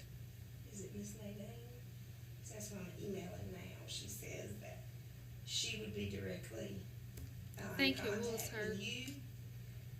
And I'm just making sure that it's an informational vendor spot that, Yes, it was her. She's the only one that I have for being the table, so that's the Waccamaw Siouan. So we don't have the other tribes represented. We wanted the 8 tribes represented that day. So, And the NAEP representative would like to have a table to provide information on that NAEP testing and Uh-huh. all that. Okay. those Informational That's fine. materials that they have. So if we could get someone today to everybody take a tribe, Indian organizations. huh? Don't forget your Indian organizations. And our your Indian, urban organizations. uh-huh. Triangle Native right here. Okay, so Mr. Calvin's taking Triangle Native. Amanda Forsard, I'll reach out to Metrolina. Okay. Amanda, Metrolina, Angelica Harry. okay. You took Triangle, I'm secretary of Triangle. I Oh, can you get take, you Triangle. can take. I'm who I would I was thinking that Amanda would tell you.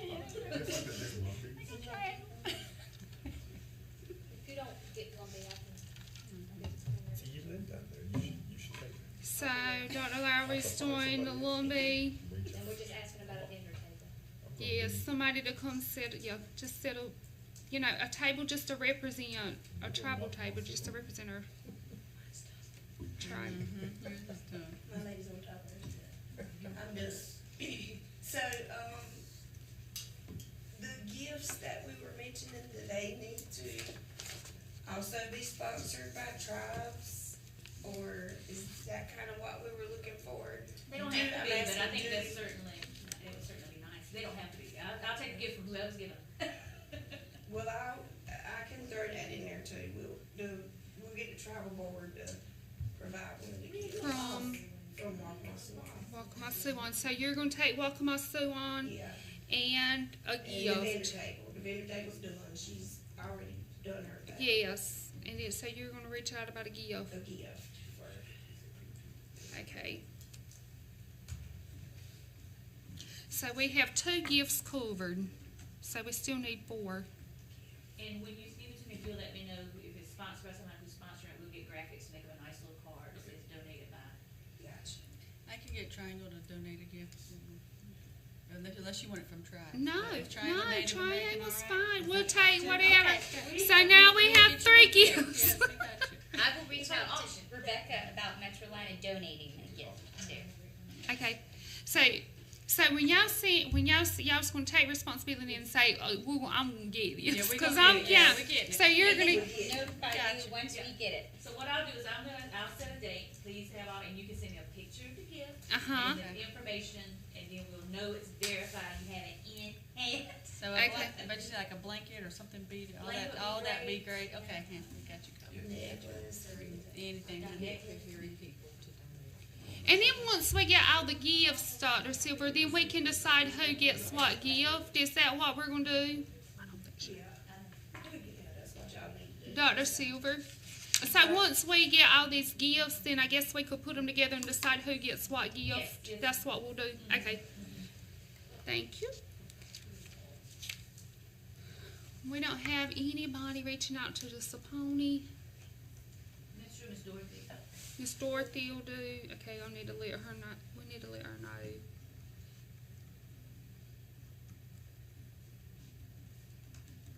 And if it would be helpful, I don't know when y'all reaching out, are y'all gonna go home and do it today? Like Monday evening, I could send a little blurb to explain informational, so it's clear to everybody.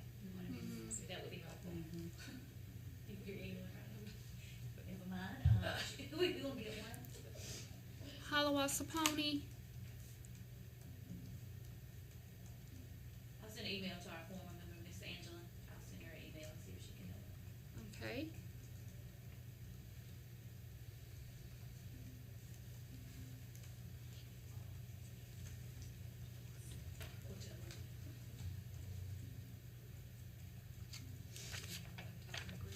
Who else am I missing? Cherokee.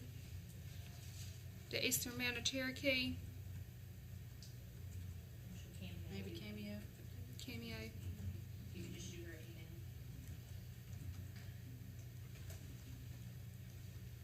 Okay.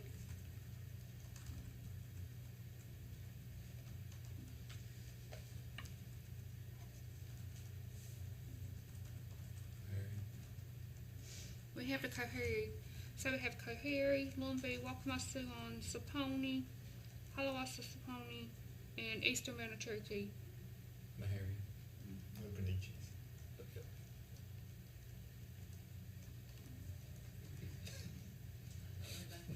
Maybe throw it back to Ms. Dorothy again, United Tribes Board, she can reach out to Okay. whoever's on the United Tribes Board, Okay. or, that's our commission board, I mean, Okay. back to Ms. Dorothy. I was on the phone. What do we get from the tribes? What are we asking them for? Well, we were just saying if we could get one of them to donate a gift for one of our honorees. But also you're reaching out to them about if they wanna do an informational table during the summit. Yeah, I'll reach out to the Okanishi band. Okay. So I've built a relationship with them last year when we were doing our Eagle Feather ceremony. I'll call them. Okay.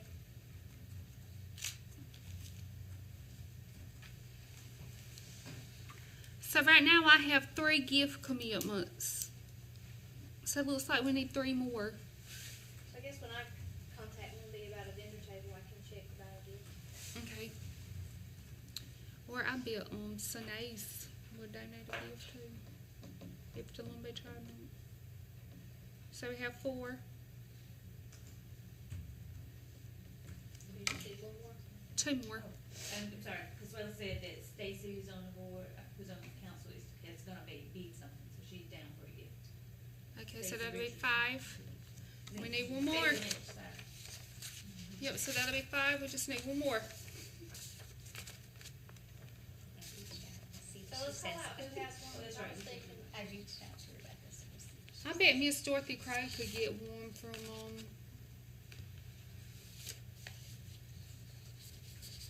I think Miss Dorothy Crow could get one on behalf of, the Commission of Indian Affairs. We could ask Miss Dorothy if she could get us one from the Commission of Indian Affairs. And then that will be our 6th. Is that good?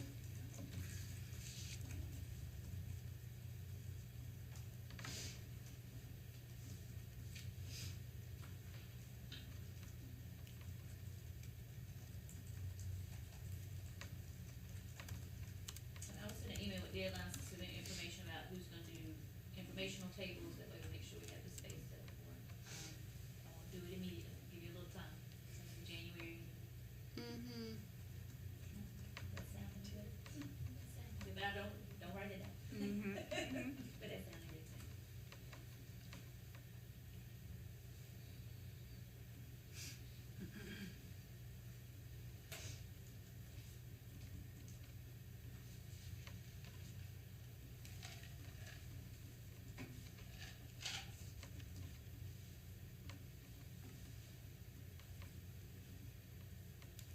All right, is there anything else that we need to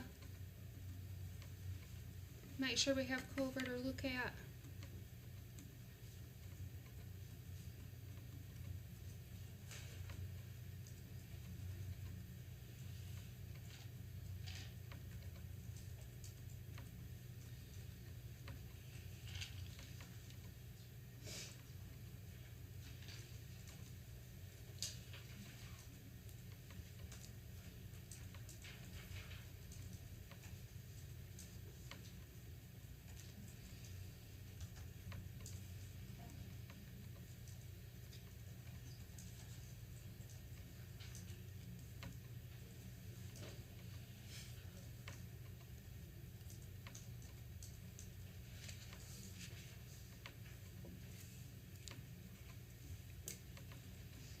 I know we discussed giving the presenters like a little plaque or like a little glass piece or whatever that may be. So we would need a vendor to create those. Does anyone know anyone that could? So what I was sharing with Dr. Lockley at the beginning of the meeting, we can of course order from Rando, you know, nice crystal looking thing for our honorees. But if anybody knows of, if your tribes do awards and they do a nice like native design something, we'd be happy to contract somebody who's willing to go through the process of becoming a vendor with the state. We would love to do that. I just don't know of anybody right offhand who's got the process set up to be able to do that within a month, right? Yeah. So if not, I mean, of course, we can go, like I said, we can go with generic. I mean, get something that looks really nice with the SACES seal on it, but people need, you know, something handcrafted.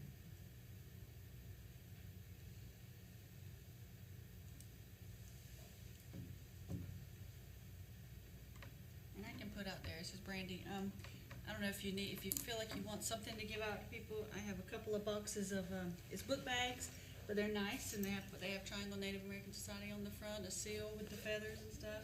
But, we've got 2 boxes in my garage that we could feel free, if you needed some, and like, if you feel like you need something to give somebody or put some stuff in and We stuff, can do let me little know. prizes.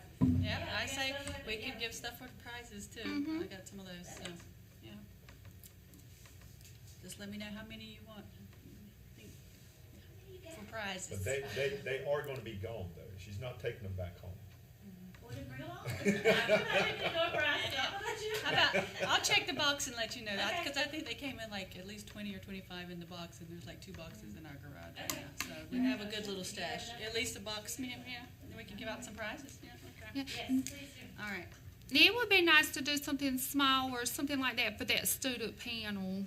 We kind of want to highlight their voice in that student panel, honoring them, and because they're having to take a day. yeah, so you can always, Save some for them. you could use that for them, yeah. Yep.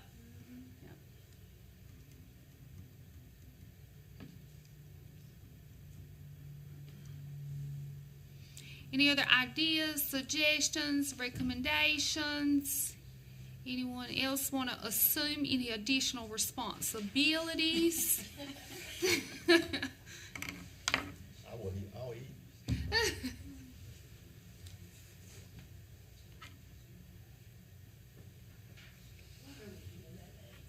So Is is that this- what is this list is? Is that what List this of list food? is? That's what that list is.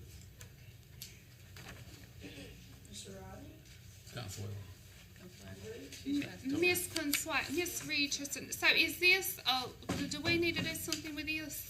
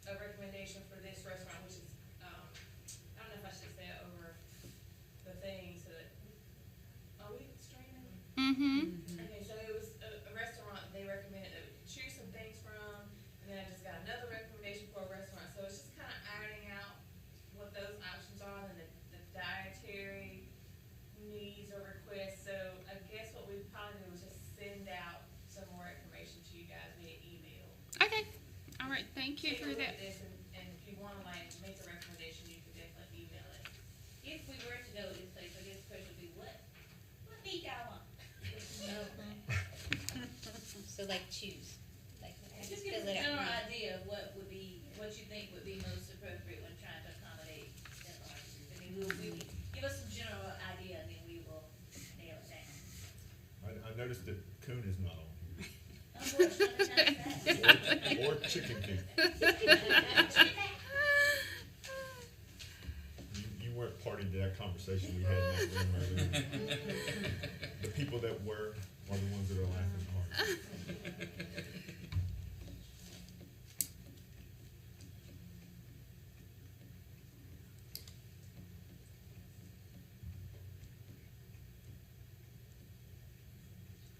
I'm just thinking it's brand easy when you're like somewhere big and you're going through and getting your food. I don't know, just chicken and barbecue popped out to me, but I don't know. It's like easier to, Yep. Yeah, ribs are too messy. yeah, I guess my question is this gonna be more like a box lunch or a buffet style, or I know when we done the summit last time, it was kind of both. You went in the. It was like buffet style. Everybody went in and made their plate. Just first, is this place small? Is it? I mean, I'm assuming accommodating a Oh, hundred. yeah, you mean the facility? Yes. Is it, how tight are we gonna be? It's about as long as this, but wider.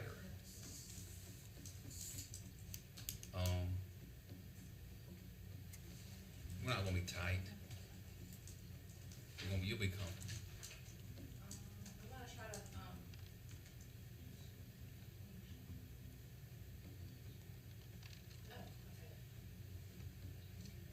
while they're getting that set up, can I ask one more question? For the informational tables, if that organization has things they wanna just pass out and give out, is that fine? Okay, cause I know with Triangle, we got a grant, we've had a lot of democracy is indigenous, voting is, democracy is indigenous, yeah, information, all about just being registered to vote and tribal voting, just making sure you're involved in the voting process in general, so we may have some things we could give out. I wanted to make sure that was okay, all right. Okay.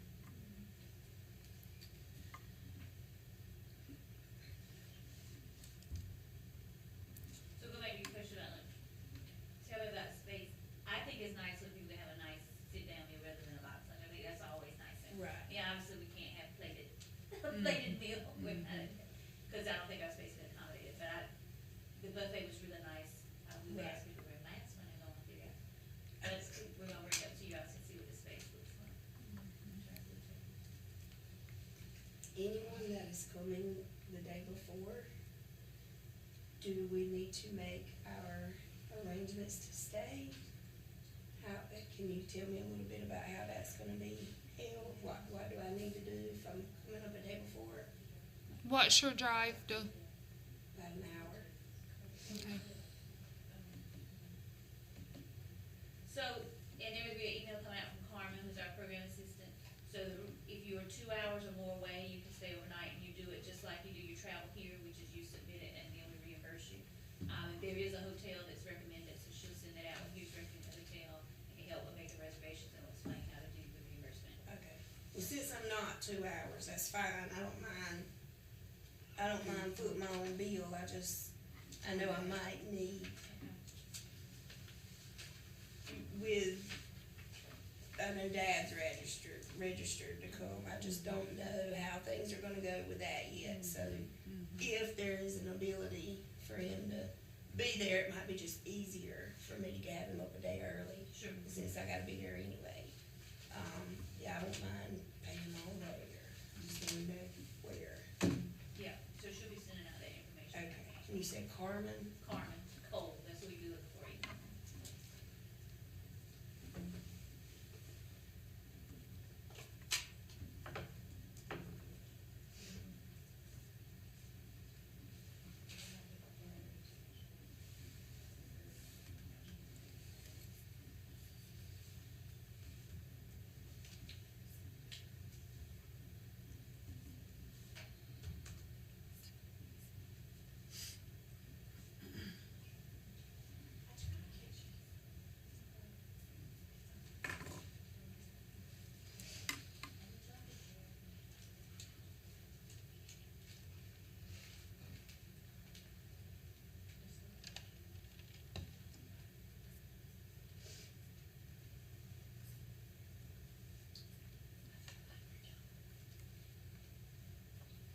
Yeah, we're gonna look at this space.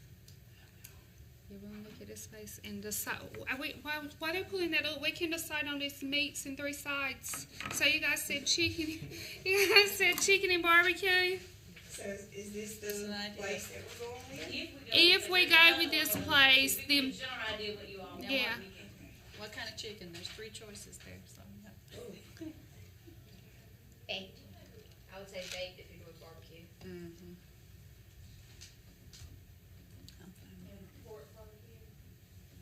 Mm-hmm.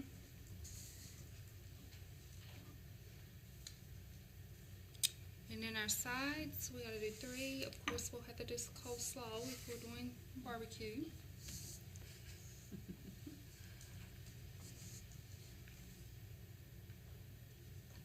I would do mashed potatoes. Mashed potatoes. With the chicken.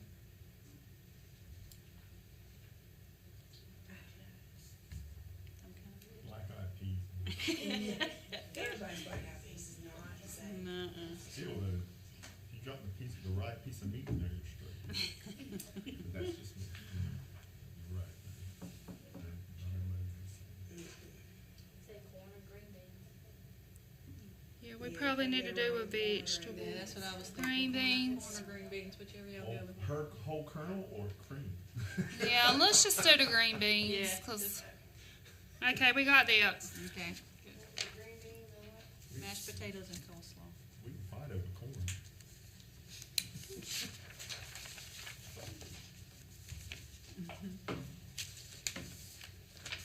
So that you're seeing is the right half of the room, of the space. On the left side of that, it probably held about 6 or 7 more tables. Is that like a lunchroom? It used to be a school lunchroom or something, or is it just a space that's always been kind of separate? Kind of looks like For it. Mr. Ryan, about that, know the history of the space. I really don't know. That's a. It used to be an old school. Oh, yeah. So it was I'll say it was a school where all the black kids went back in the 50s and 60s. So we will not eat in the main room. We're gonna go to this this space, have the lunch and transition back. When we have principal's leadership there, or assistant principal's leadership, can you go back to the picture?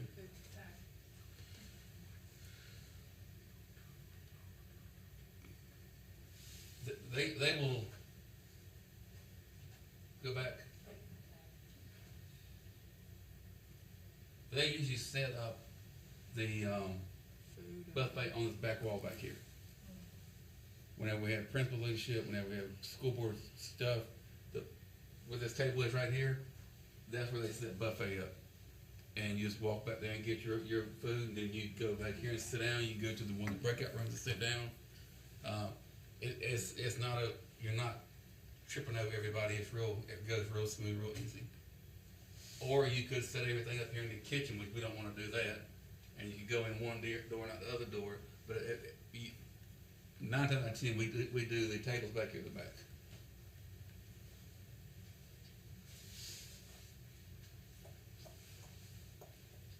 So the kitchen is like a horseshoe style kitchen where Yes. you can go in Yeah. one side out of it. Yep.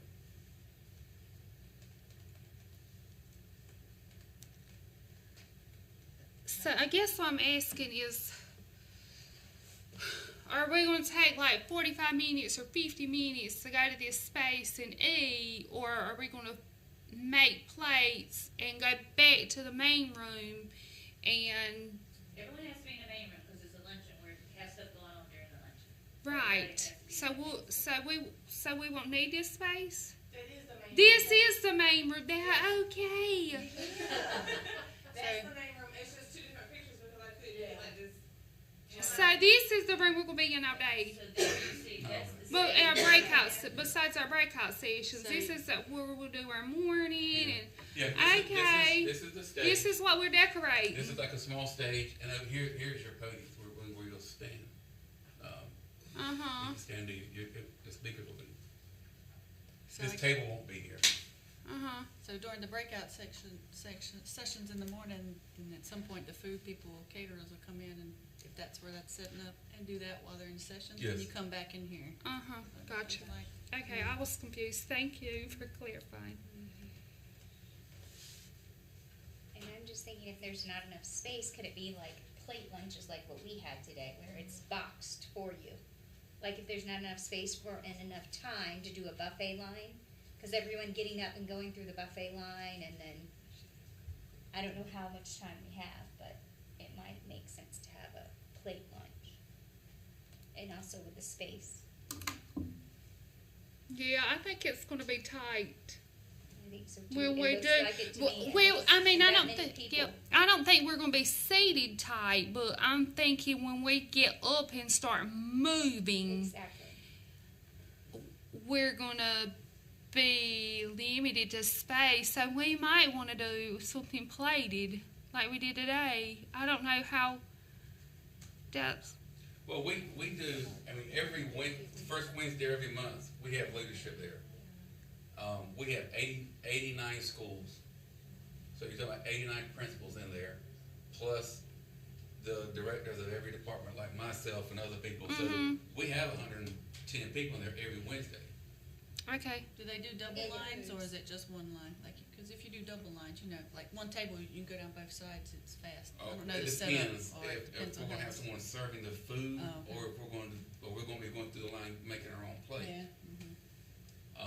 If Taishika has anything to do with it, she's going to have the place made because she is COVID conscious. Yeah, I was gonna say, like, depends on And how that's you the run other it. thing too, if people are COVID conscious and freaked out about buffet and there's no gloves to put on and that sort of thing. Some people freak out about that with buffets. So I don't. If you're worried about space and tripping over everybody or somebody, you don't have to worry about that. There's plenty of room. Okay. So we'll just decide based on whoever we're catering with, how to move forward with whether we're going to do plated or. Do you want it? I mean, you let us know, we'll make that accommodation, we'll ask if that's a possibility. Yeah. Is that how you would prefer to do it? I think it's easier that way personally, and that way people don't have to go through a line and Are you like gonna- worry about Are that. you gonna go with Ken Loach? Is that what she said, or what? Hey, she weren't doing it live. I'm sorry. No, I'm sorry. She didn't want. I'm sorry. Probably. The list. The culinary group offered, a baked ziti, but, I feel like the additional items like rolls and desserts could be provided by the caterer, if we just went with one caterer. If you go with Ken Loach, you got to play there a couple weeks, much longer, right? Yeah. How big was that play? There's plenty of food. A lot of food.